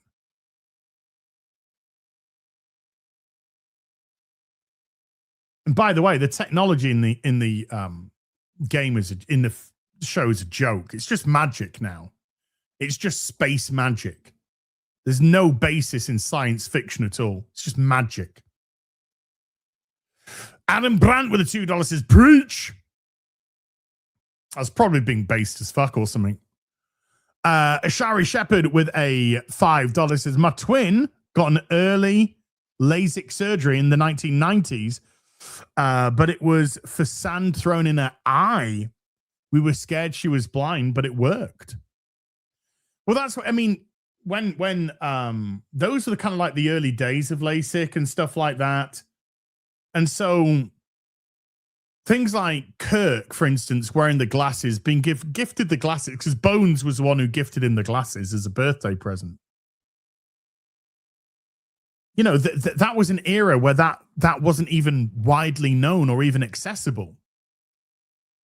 And then within a few years, it is. So things like glasses would be phased out, particularly in the Next Generation. Geordi has the visor, but even in the first and second seasons of the show, they talk to Geordi about, we can remove the the visor, and we can actually, there's some huge advances in eye technology. We can give you new eyes. And then Geordi was the one that turned that down. And it wasn't until First Contact that Geordi actually got rid of the visor and had the eyes implanted. But that was in Next Generation time. This show is like 900 years in the future of Next Gen.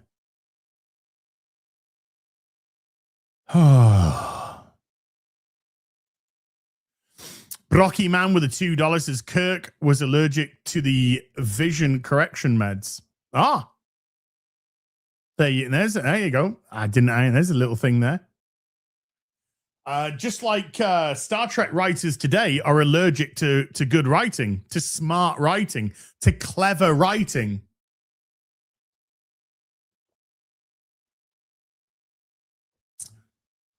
I remember, even when I watched Star Trek today, like Next Generation, particularly when it got its legs, going, season 3 onwards, particularly, even though there's some great stuff before then still.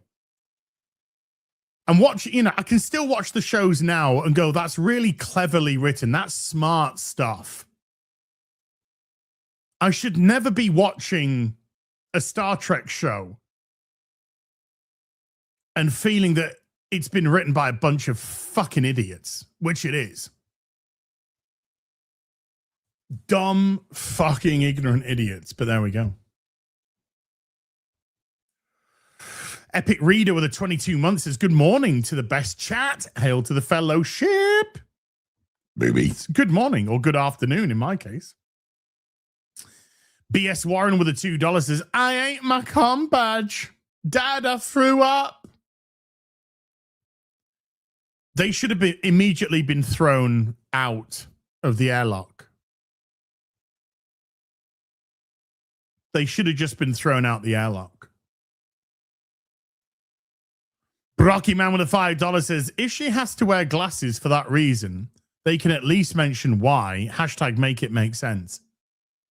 Well, yeah, as I discussed, you know, you can easily create something. Her fascination with history, her fascination with, you know, let's just say the way that technology has evolved and her desire to sort of exist in simpler times. That's how you make good characters. You give them these traits. I don't know what her character is right now, apart from a terrible commandant. Terrible. Unprofessional, dismissive, condescending.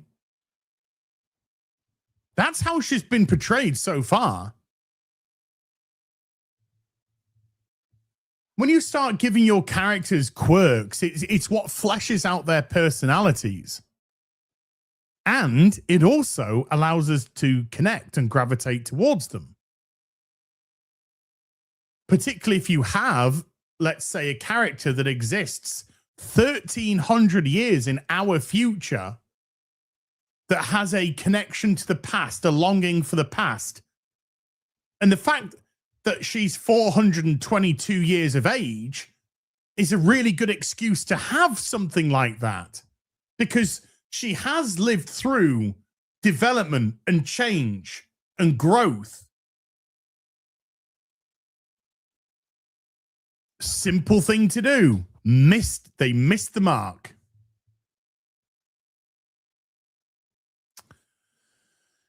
Gosh darn it with the 5 Canadian says they had treated poor eyesight in Kirk's era. He was allergic to the treatment, which is why he had to wear glasses, but Kurtzman doesn't know that. There you go. There's a saying that you should always be a step ahead, at least, you know, sometimes 2 steps, but you should always be a step ahead of your audience. Now the audience is several steps ahead of the writers.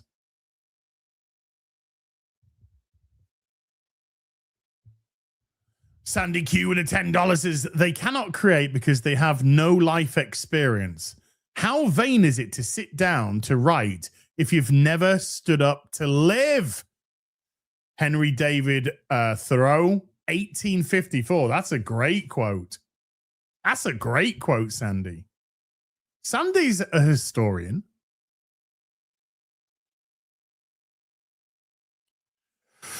Thrud94 gifting a membership to the stream. Thrud, thank you very much indeed, dude. Appreciate that. You're balmy with a $5 says, it's a really great tampon advert if you like wet ice pops. Perfect.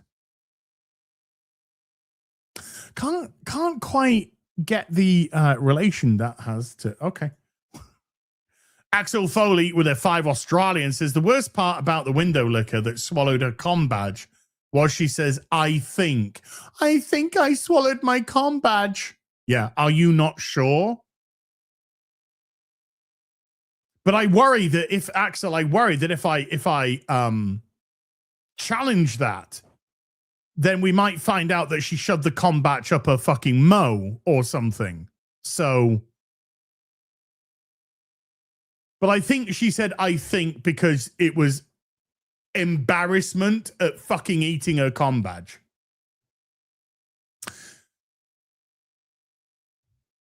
it's possibly the worst line I've ever heard in Star Trek. And I'm not being hyperbolic. It's possibly the worst line I've ever heard in Star Trek. Particularly with the connotation behind it. Kings with £5 says, good afternoon, Az. After just seeing the female Custodes, it looks like another franchise we all love is doomed to be the next Star Trek. Hashtag RIP 40K. I saw a post today that said something along the lines of, I'm paraphrasing slightly, but I am trying to be as on point as I can, though. It said something like 40K became a little bit more diverse today, and misogynists or something aren't happy about that.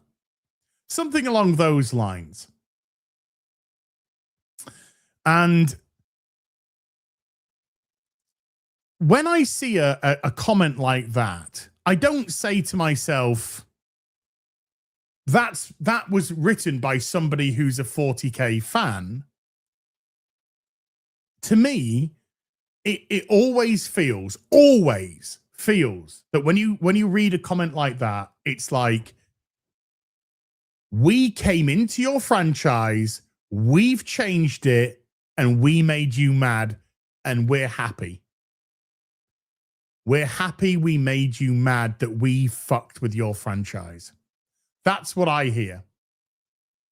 And it's the same every time. They don't believe in female Custodes because there's already women in 40K anyway. What they believe is subverting you and making you mad. That's what gives them their kick. And as long as you're mad, they're happy. And what will happen is they'll just move on to another franchise and another franchise and another franchise and rinse and repeat. And that's why you got to gaslight this is why you got to gatekeep the shit out of them. Gatekeep the shit out of these people.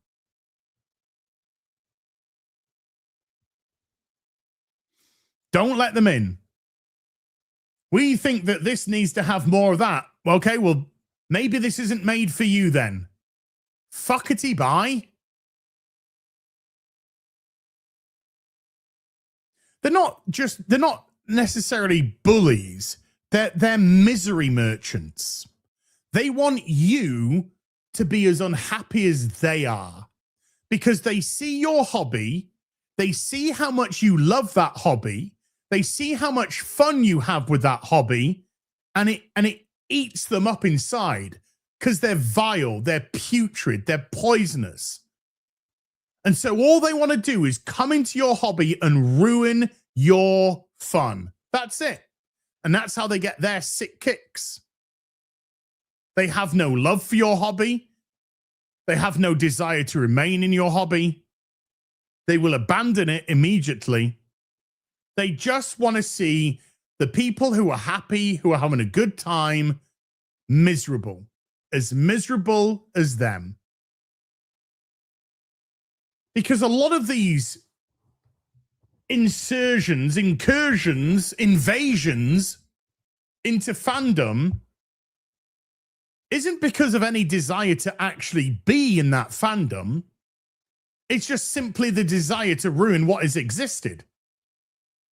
There is nothing wrong with having a male-dominated space, a male-dominated franchise, a male-dominated hobby, just as much as it isn't wrong for it to be vice versa and have a predominantly female-dominated hobby. There's nothing wrong with that.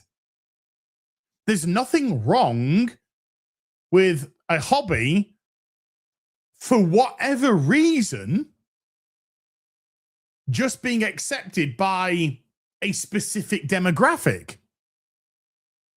It just appeals to that specific demographic more than others. There's nothing wrong with that at all.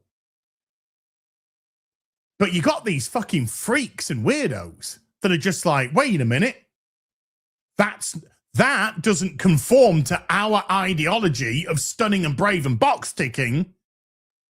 We need to invade your franchise and make it more diverse. Invariably, it tends to destroy that franchise, but there you go. Ooh. I'm running out of water. I need some more water. Col Howes with a 5 Canadian says, if I was on the Klingon High Command, fuck the Alliance, time to invade and take over the Federation. I mean, that would be more... that would be more realistic from a canonical perspective. I mean, where are the Romulans? I mean, we don't even know what's going on with... We don't even know what's going on anymore, man. We don't know where any of these races are. And how long has this new trek really been going on? The Klingon Empire's all over the fucking place. Is it part of the... Which universe is it actually set in? You know, it's just so all over the place. It's just such slapdash crap. Not that I care, to be honest with you. Who cares anymore is exactly correct. Also, call the Romulans and say Earth is slim pickings. Well, this is just it. Does Romulus exist in this universe? Does Romulus not exist? Does Vulcan exist in this universe? Does Vulcan not exist? Which timeline is it on? Nobody cares. I don't care. I don't care. Cinema Siblings LLC with a $50. As darling Lorelei here from the YouTube channel Southern Fried Cinema Siblings. New episode, Superman, Donna, Snyder, and Gunn. Well, Donna, and that's it. Full stop, end of. The purpose of power. The woke new religion doctrine is everywhere. Superman is an aspirational superhero, not a panda-eyed punching bag.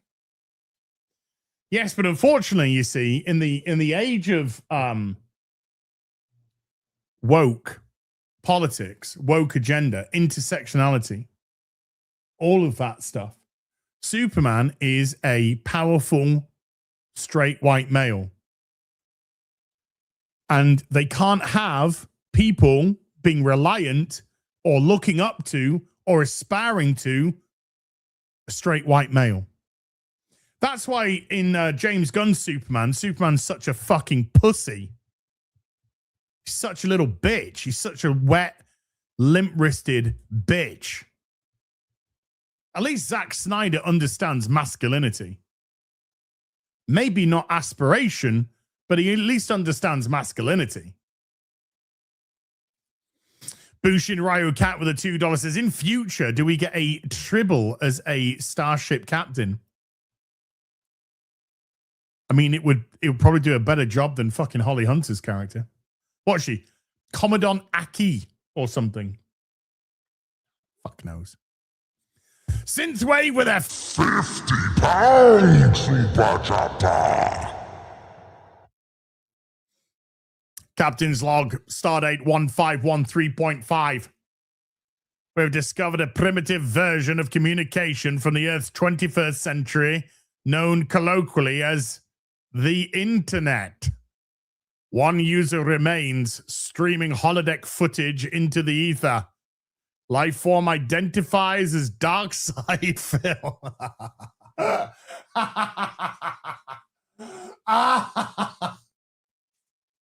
Yes. Guys, tips have been really slow. We haven't got a single tip today, guys. Phil, the human race is extinct. You're the last human alive. Yeah, but that doesn't help me hit my tip goals. Snort.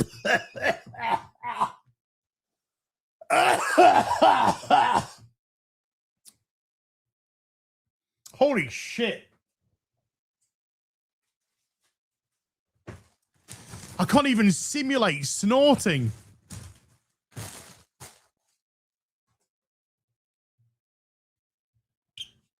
We come in peace. Guys,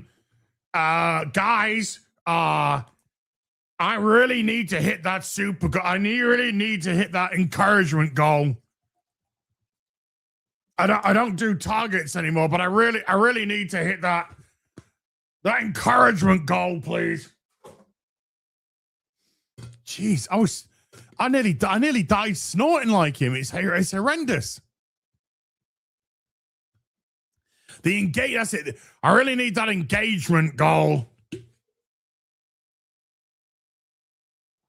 How do we engage, Phil?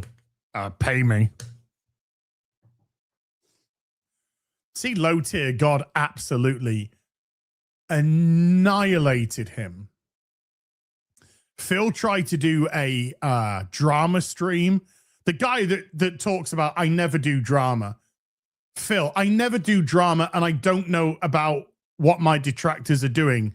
But every single day, all I'll talk about is detractors.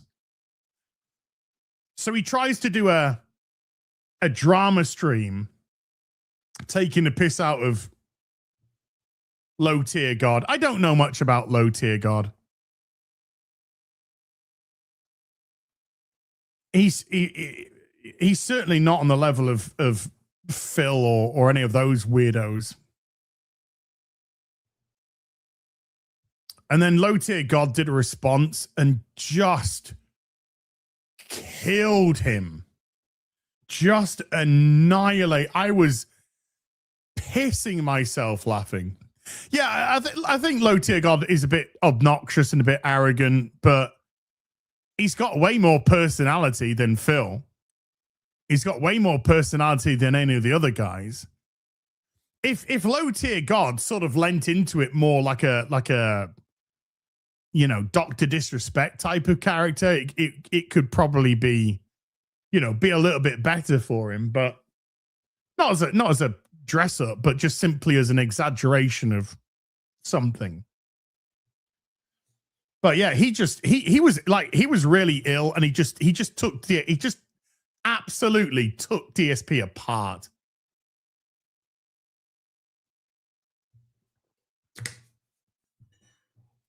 DSP's like talking about how is low tier's God's streaming rooms like empty. And he's got a couple of things. He's got like a cat tree in there and stuff, and there's a cat fan. And DSP should as well, because he's got a cat. And he's talking about how he hasn't got stuff everywhere. Now me, I do have a toy store here, but this is beautiful vintage stuff, This is vintage. This is vintage. A lot of this is graded and stuff. But I just started pissing myself when low tier God was going like, yeah, these are called high ceilings. And when he's talking about high ceilings, I've got high ceilings. When he's talking about high ceilings, I was pissing myself laughing. It looks like you've gone to Toys R Us.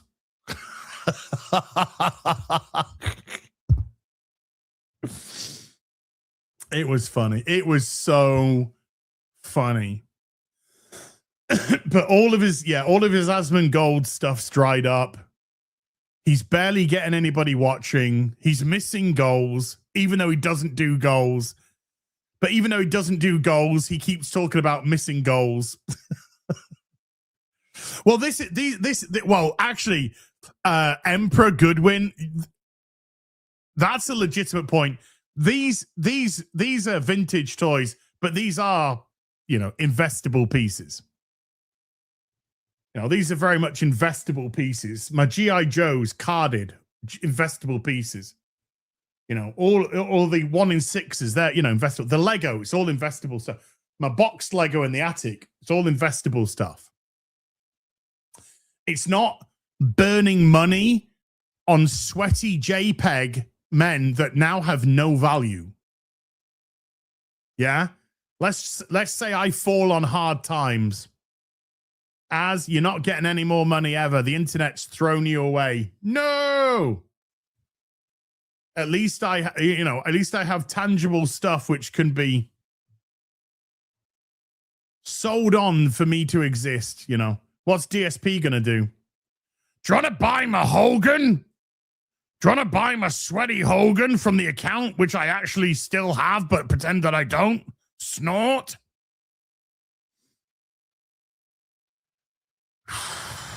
I'd rather have $100,000 in collectibles than in sweaty JPEG, man.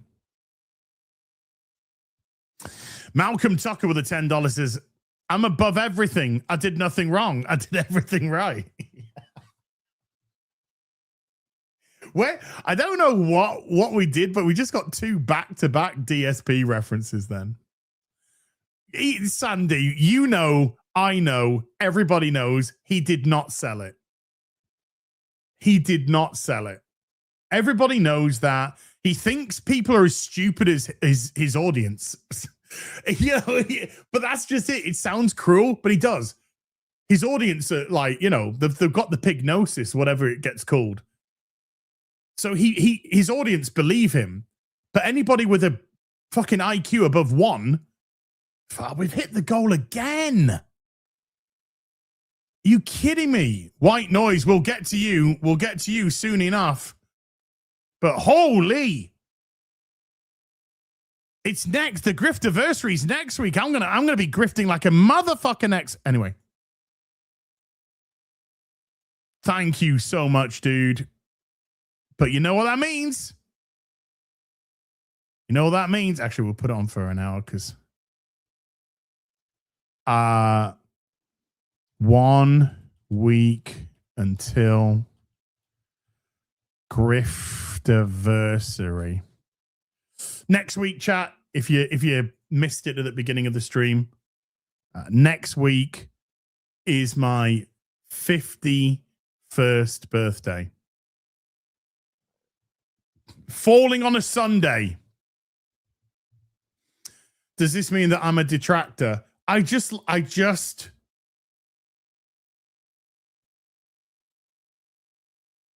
the guy is like a fucking study. He's a study as a cautionary tale for the internet. You know? That's the thing about Phil. He's not an interesting person. He's a horrible person. He's a hideous person. But he's just such a fascinating cautionary tale. Look young. Thank you, man. 51 next week.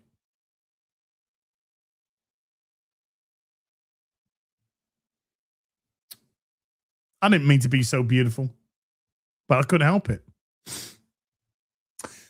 Jiggy Doos YouTube has become a member. Thank you, Jiggy Doos. Appreciate you. Adam Brandt with a $2 says, Slay Queen. Must have been a member from the Star Trek thing. Super Nintendo with a $10 says, if the Next Generation was made today, Geordi would have refused the visor. Instead, he'd walk around the ship with a white cane. And the panels would raise braille bumps whenever he used one.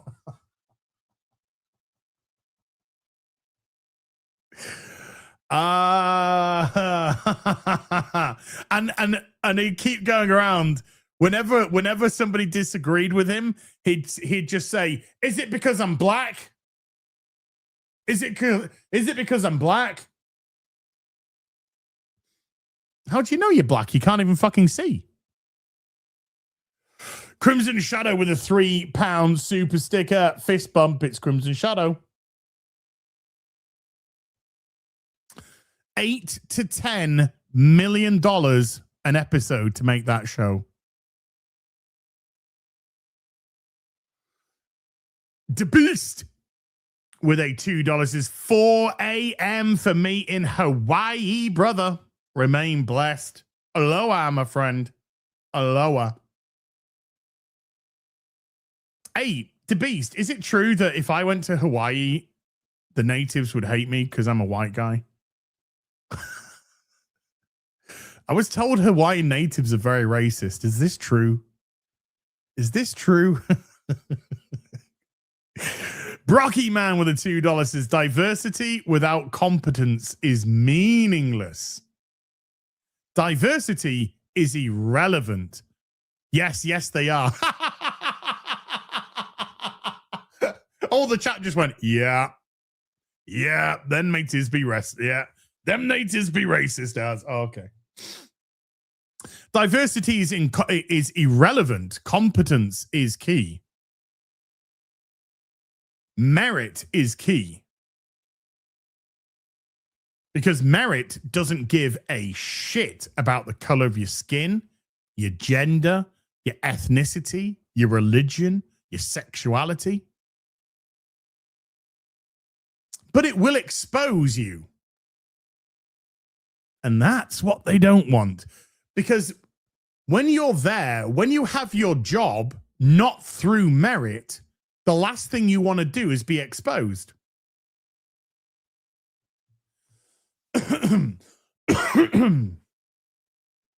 Glyn Jones with the £5 says, should we leave these old IPs and make our own now they've been destroyed, or fight for them? That is a question which we've been debating a lot over the years. Sometimes, and it fluctuates as well. Some days I feel like fighting for them. Some days I feel like letting them fuck off. But what I will say is, once upon a time, I used to have a huge pull list of comics. Yeah. From DC. I'm a DC guy. And I used to have a huge pull list of comics. I'd spend hundreds of pounds, well, let's say about a couple of £100 a month on my pull list of comics. Batman, Superman, Green Arrow, Bat Family stuff, one-shots, miniseries. You know, it was expensive stuff, you know, £200 to £300 a month, I'd say. Nowadays, I literally, if I'm not buying some Rippaverse stuff, because I love me my Rippaverse stuff, hail to Eric, because Eric's gone out there and he's done his own thing. And I respect the shit out of him for doing that. But in terms of what I'm purchasing from DC now, that £200 to £300 a month is now zero. And the only mainstream comic that I purchase at the moment is the Transformers comic, which is fantastic. And I'm really, really enjoying it, from Skybound. So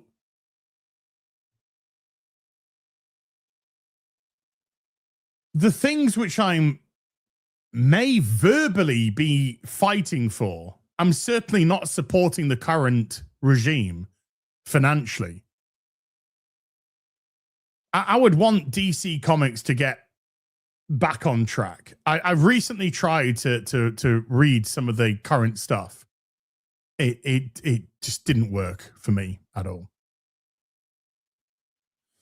I would like it to get back on track. I would like the characters to be the characters again and not these fucking idiots. I would like it that, you know, but too many characters have been destroyed. Tim Drake's been destroyed. Jonathan Kent's been destroyed. All these characters which had just woke up one day and decided they want to chomp down a bunch of dick for no reason whatsoever. Destroyed. Why? Because the writers were just like, I can only see these characters through my eyes.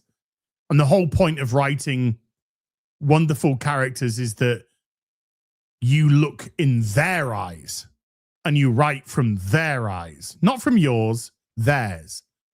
Now, you can pull upon your own life experience, but if you are sat there writing these characters through your life experience, then you've lost. And those characters are destroyed now. Is it irreparably damaged?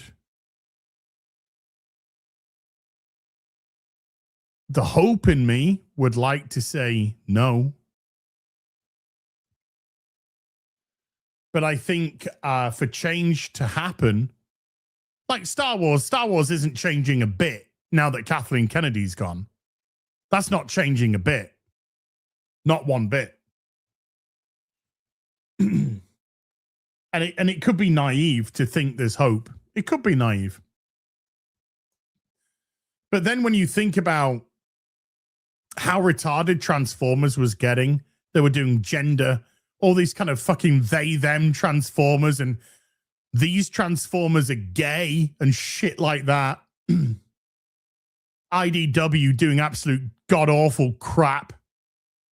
But then IDW, they lose the IP, like they've lost so many IP because their company's a pile of shite. And now it's in the hands of Skybound. And Skybound reset the Transformers right back to the moment they landed on Earth. And it's been brilliant stuff so far.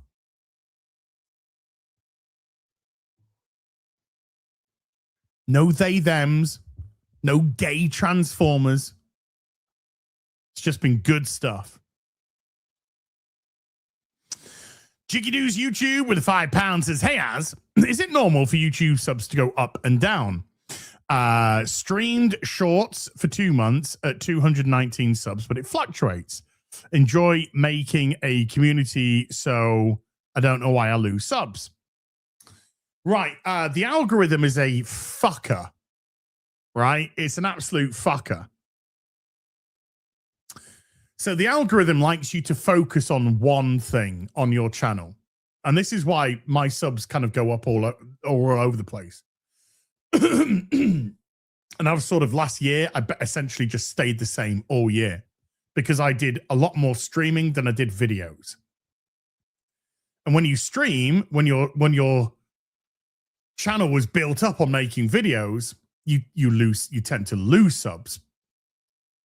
When you do videos, you tend to gain subs.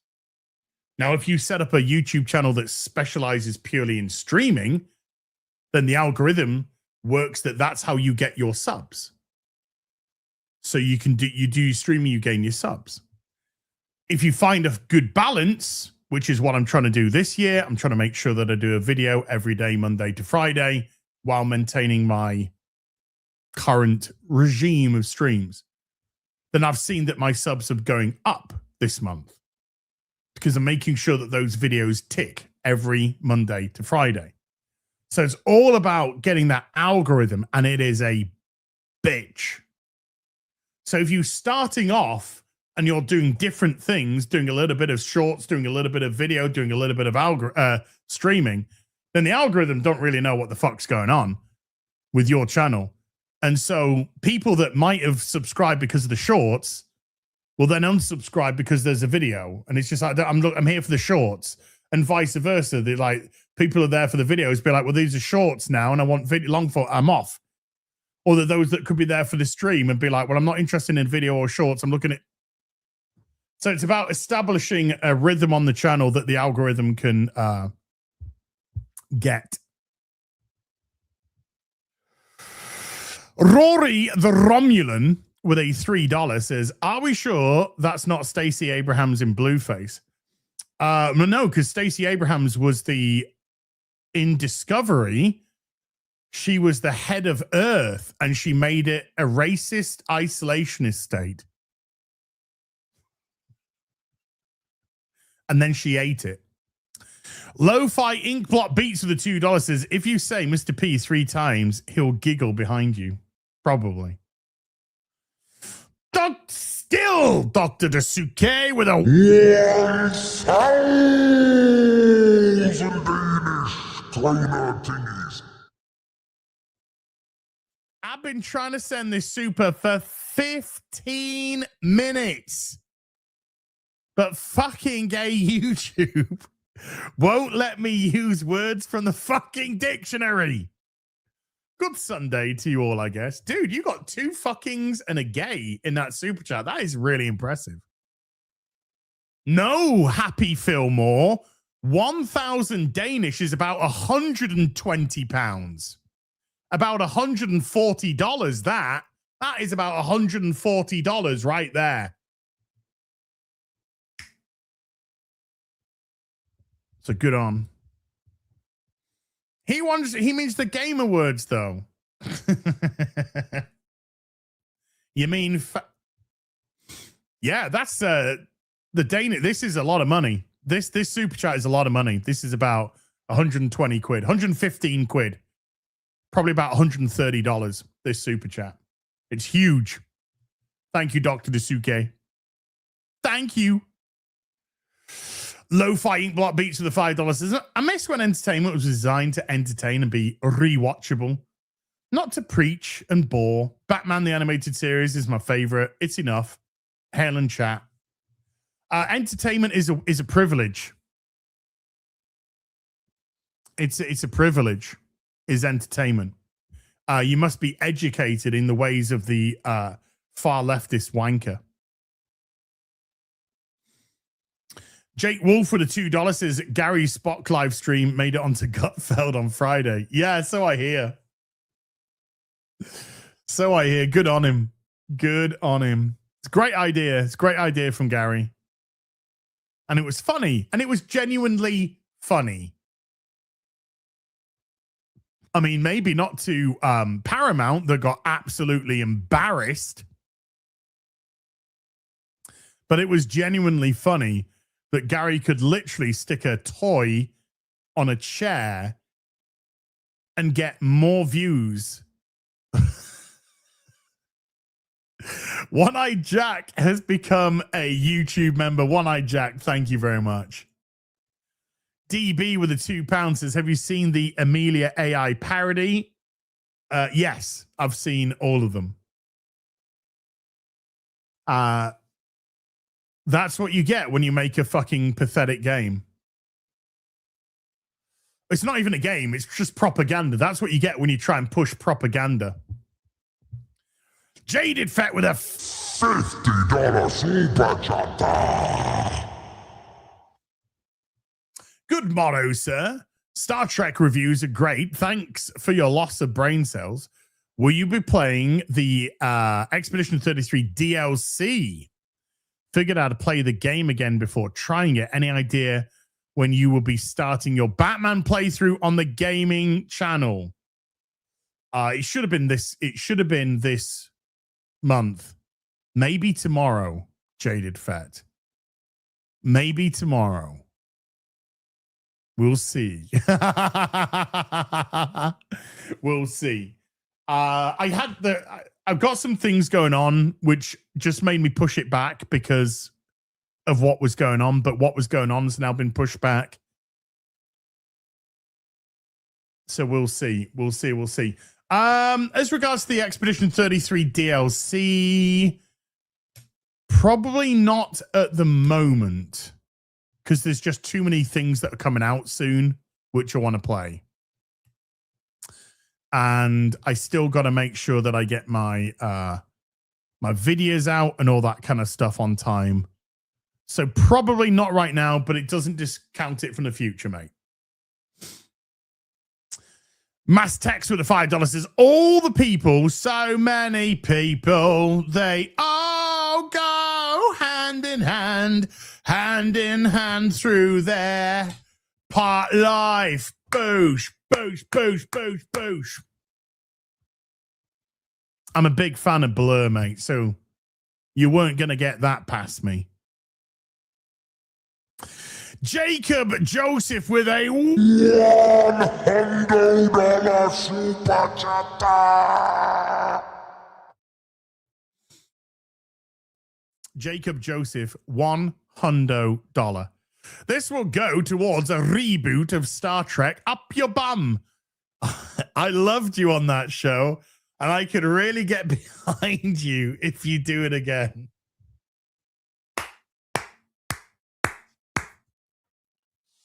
It only ran for one season. I don't know why. Oh, well. Jacob, thank you so much, dude. DP with a £2 says, is the Federation now too stupid for the Borg? Dude, if the Borg turned up tomorrow, they would probably refuse to assimilate these retards. Oh, no. Are you going to assimilate us? No. You see, when we assimilate a race, it's to improve us. You're fucking retarded. That's going to be the name of my next review. People too stupid for the Borg to assimilate. There you go. Payne Cabal with a 2 Canadian says, have you covered Lovecraft Country? How is it? I haven't. I know nothing about that. I know nothing about that. I have not, and I know nothing about that. Gus1388 with a $5 says, Kirk, I was allergic to Retinax 5, which was prescribed for those who are dealing with vision loss due to aging. You see? Calioth with a $2 says, local weather, drifting snow and wind, fun for New England. Ooh. Oh, I'm okay with that. Because at least I think that would suit New England more than it will the Texans. Because you know how much Texans are used to snow. That's okay by me. Nif is here. Nif has become a YouTube member. Thank you. D. Banham with a $5 says, Kirk's glasses were also about vanity and his struggle with aging. He kept taking his glasses off when talking to Khan. Yeah, and they sort of lent into that aging thing as the films got on. Movies. John Wayne, 85 with a $2 says, retarded clowns in the 34th century. Hey, dude, don't be disrespecting clowns like that. Come on. Don't be dissing clowns like that. It's no need. Pre-dawn corpses with a $5 says, he's an ornithologist. He's on to us. He's gay. He's callous. Surfer Klingons.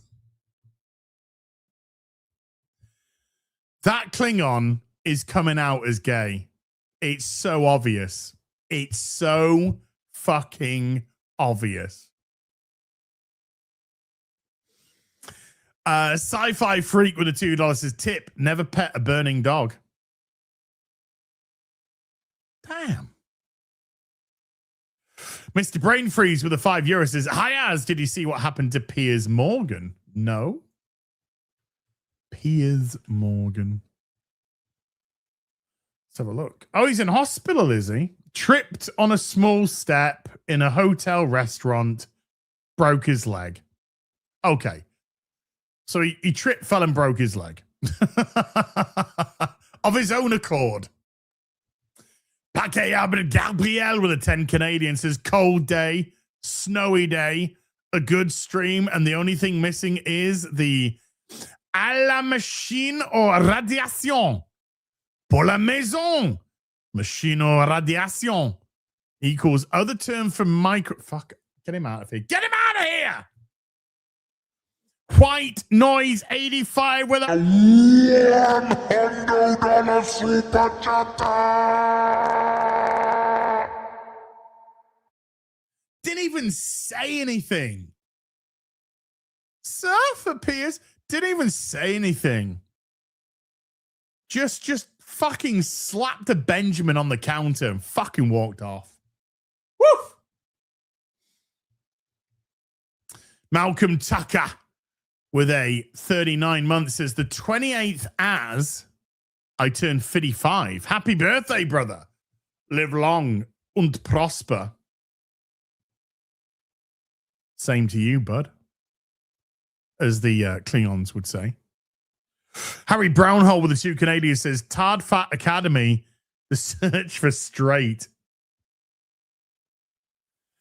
Look, in episode 2, Caleb and the Betazoid chick, they just, in the most inorganic way, just get together.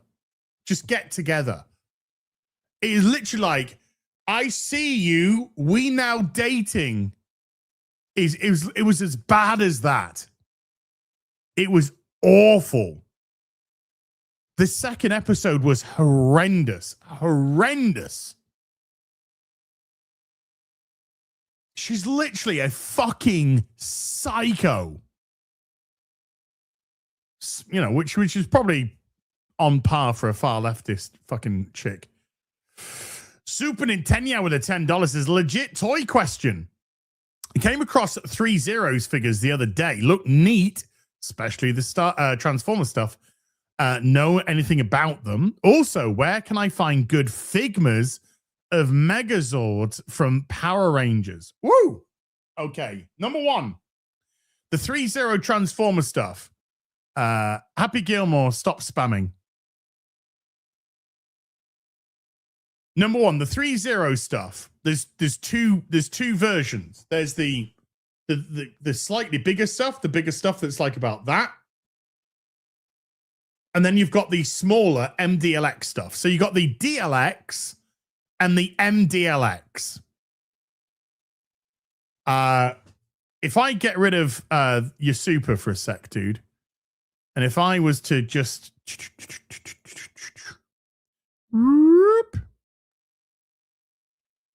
and then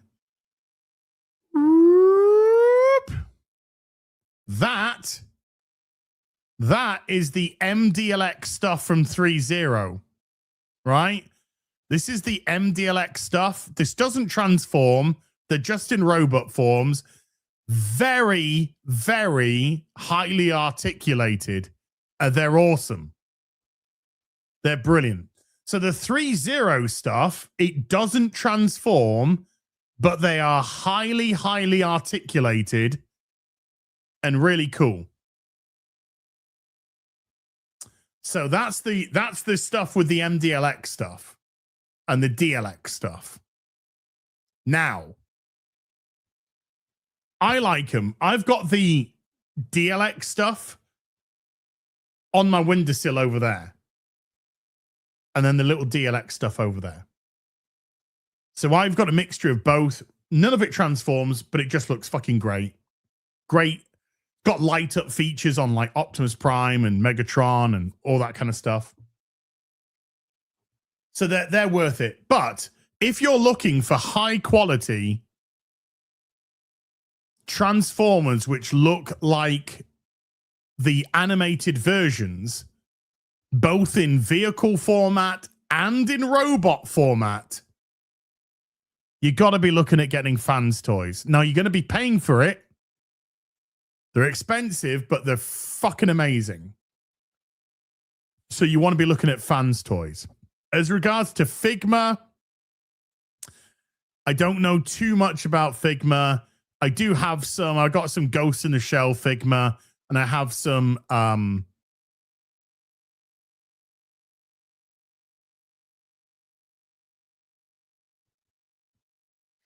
my brain died. Sword Art Online. I have some Sword Art Online Figma as well. But I think there's a shop looking to Play Asia. Looking to Play Asia.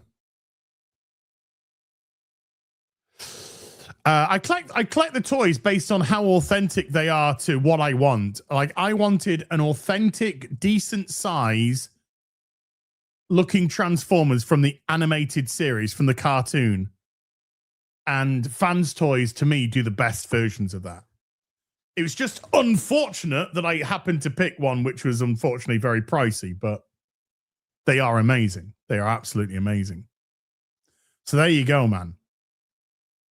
Nifting with a $2 says, happy early Griff Day. You and I share the same birthday. Nice. 25th. Exactly a month after Christ's Mass. Calioth with a $5 says, as you're wrong. Never start a sentence with I'm wrong. Right? I've never been wrong a day in my fucking life. So you're immediately making the rest of your message come across as... Anyway. They all want to be exposed. It's part of the Groomer's Guide to Hollywood Celebrities, chapter 17, page written by his man. Striker X24 with a $5 says, as all this ideology in movies and TV have forced me to develop other interests. How to push through. I miss good movies and TV. Yeah, I mean, that's invariably what's going to happen. Is what happened. You know, Hollywood's fucking dead. Hollywood's dead. Last year was the worst year for 30 odd years at the cinema. Nobody's going because the films are shit. And if they're not preachy, they're just fucking pants. We need quality writing back, but we can't get quality writing when Hollywood are going through their fucking retarded DIE, inclusive and diverse, pale is stale, stupid, retarded fucking way of thinking. Because they're literally excluding the talent. So fuck them. I don't give two fucks if Hollywood fails. I don't give two fucks if the cinemas fall. I don't care. That's their fucking problem. When they've got no platform anymore, what are you going to do then, huh? What are you going to fucking do then? When you've got no power, when you've got no control, when you've got nothing. What are you going to do then? You're going to do fuck all. You're going to stick your finger up your fucking ass. That's what you're going to do. So I try and find my enjoyment where I can. And so I've sort of gravitated away from being bothered about shows like Star Trek, Star Wars, etc., at least in terms of supporting them financially. And I have gone into collecting what I want to collect. So now I can sit in my office or in my front room and I can pop my old glasses on because I'm not from the 34th century. And I can look and just be like, they look fucking amazing. They look fucking amazing. They look fucking amazing. That looks great. And derive pleasure from these wonderful statues, trophies, trinkets, vintage toys of yesteryear. That gives me way more enjoyment and satisfaction than watching Doctor Who, Star Trek, Star Wars. And the only reason why, of course, I do that is because that's my job. That's what I do. Admittedly, it's my chosen job, which is annoying, but, it is what it is. But if I wasn't doing YouTube, I wouldn't be bothering with any of this. If I wasn't doing YouTube, I wouldn't be watching Starfleet wank. I wouldn't be going and watching Doctor Who. I wouldn't be fucking watching the new Star Wars film. I couldn't give two fucking shits. And that, unfortunately, is where the normie is now. They don't care. And that's why all your Star Wars, your Star Trek, your Doctor Who, and your other franchises are failing miserably. You drove them away. You drove the paying customer away in an effort to get an audience that doesn't fucking exist. DJ Ryan's been a member for 30 months. Thank you, DJ Ryan. Lord Chaos Monkey with a £10 says, hi, Az. I'm going to meet Shatner in Liverpool Comic Con in May. Going dressed in TNG outfit. I doubt anyone would ever dress up as any of these tards from Academy. Maybe somebody would just walk around, somebody that a person like me, robust in nature. Maybe they'll put on a Starfleet Academy cadets outfit, just walk around with a fucking cake in their hand, eating it. Half-eaten cake in their hand. That'd be great. That'd be funny. Malcolm Tucker with a $5 says, fat window looking lesbians in space. Yeah, I'll accept that. John Slade with a $10 says, in case you didn't know, DEI has infiltrated even Lego. The most insulting example was the Sherlock Holmes set where they made Irene black and Watson Indian. When was that? Lego has always teetered. It's always done a little bit. It's always done a little bit of this. Sherlock Holmes. Let me have a look. I'm just on the Lego website at the minute. Sherlock Holmes. There's this Baker Street set. Oh, I mean, Irene is black, yeah. Watson's, I mean, he's got a slightly more tanned, I don't know if he's Indian, but he's got a more tanned skin than Holmes.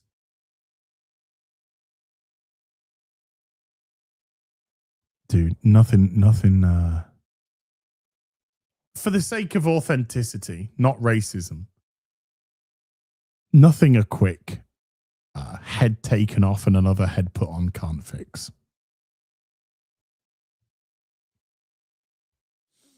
I'd say that Watson's just got himself a little bit of a tan because, you know, he's been in India. He's been serving in India for the army for a long time. It's a nice looking set, though. I mean, it's a nice looking set. It's a nice looking, cute little set.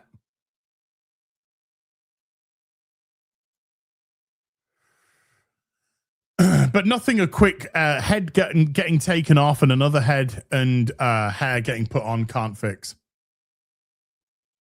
Yeah, Watson was out in India and Afghanistan in the army. Exactly. So he's going to, you know, he's probably going to be more tanned by nature. Is Afghanistan not India? My bad. My bad. I apologize.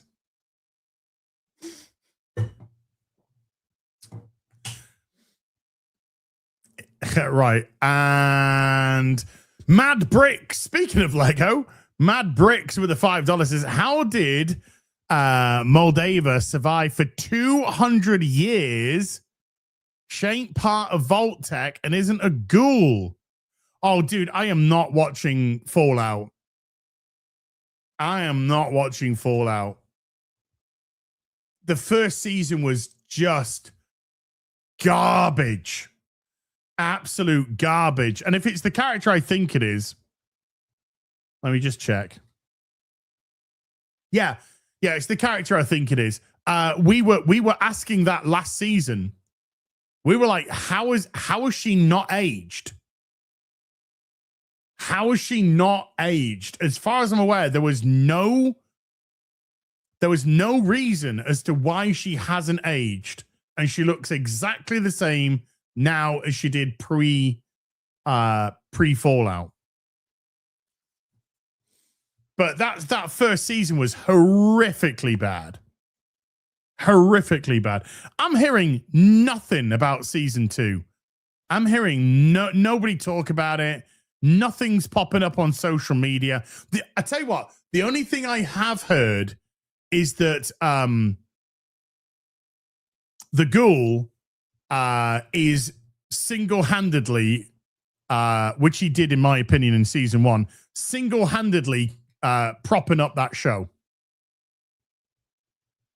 That's what I've heard. That's the only thing that I've seen. And I think personally that was the case in season 1 as well.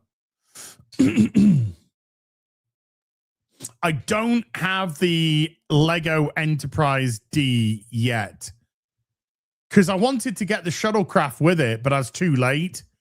So I had a bit of a tantrum and I haven't ordered it yet. Yeah, Walter Goggins is single-handedly keeping that show going. It carries it, and he's not doing a very good job this season. Oh dear. Okay. I do like Walter Goggins. I like him a lot as an actor. Right, guys and girls, we're gonna leave it there. I'm gonna do a video on the Tomb Raider stuff for you tomorrow instead. So I'll do a video on the Tomb Raider stuff, but I gotta go grab myself a bite to eat, get myself a little bit of a stretch and a walkie poo before the next stream. Sunday Fun Day in an hour and 10 minutes. Derper with a 37 months says, thank you for all the laughs in reviewing Star Trek Starfleet Academy for us. Do you know, can I say something? And I say this in all honesty, right? I'm doing these reviews for Star Trek Academy. And obviously in my mind, I want them to be entertaining for you. I want you to watch them and be entertained, because that's the trade-off. You don't have to watch the dog shit show, so I'm going to try and make the dog shit show entertaining in the video that you watch from myself. And I'm there, and I'm making these videos, and I'm ranting and raving, and I'm getting mad, and I'm thinking to myself, nobody's going to like this. Nobody's going to watch this. They're not going to be. And then I put them out and people just go, oh, these are great ads. You got to.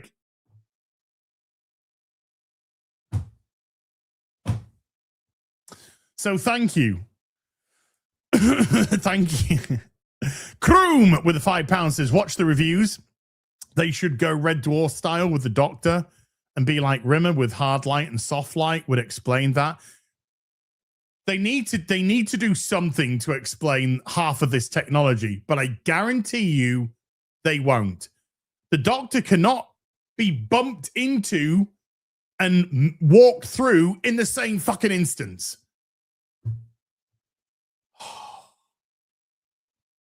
But this is what happens when you're lazy and you can't be bothered to think it through and you can't be bothered to be consistent because you're too busy just trying to get to the scene where the guy bums the other guy. Right. Or the woman eats the fucking cake to get even bigger. Anyway, massive thank you to everyone who came to watch today. Moderators, thank you very much indeed for giving up your free time. Everybody who super chatted, membered, remembered, gifted memberships, and there were a lot of you today. Thank you very much indeed for supporting the channel. A week today, Sunday Fun Day. It's the Griftiversary because it's my birthday next Sunday. Bushin Cat sliding in with a quick $2 at the end, though. Didn't you play Star Trek Bridge Simulator once on stream? Yes. For Sunday Fun Day, we did it a couple of times. It was quite funny. It was quite funny. There's the new Voyager game coming out soon, which I'm going to check out as well. I'll see you for Sunday Fun Day in about an hour, just over an hour's time. Until then, you take care. Goodbye, Blobo!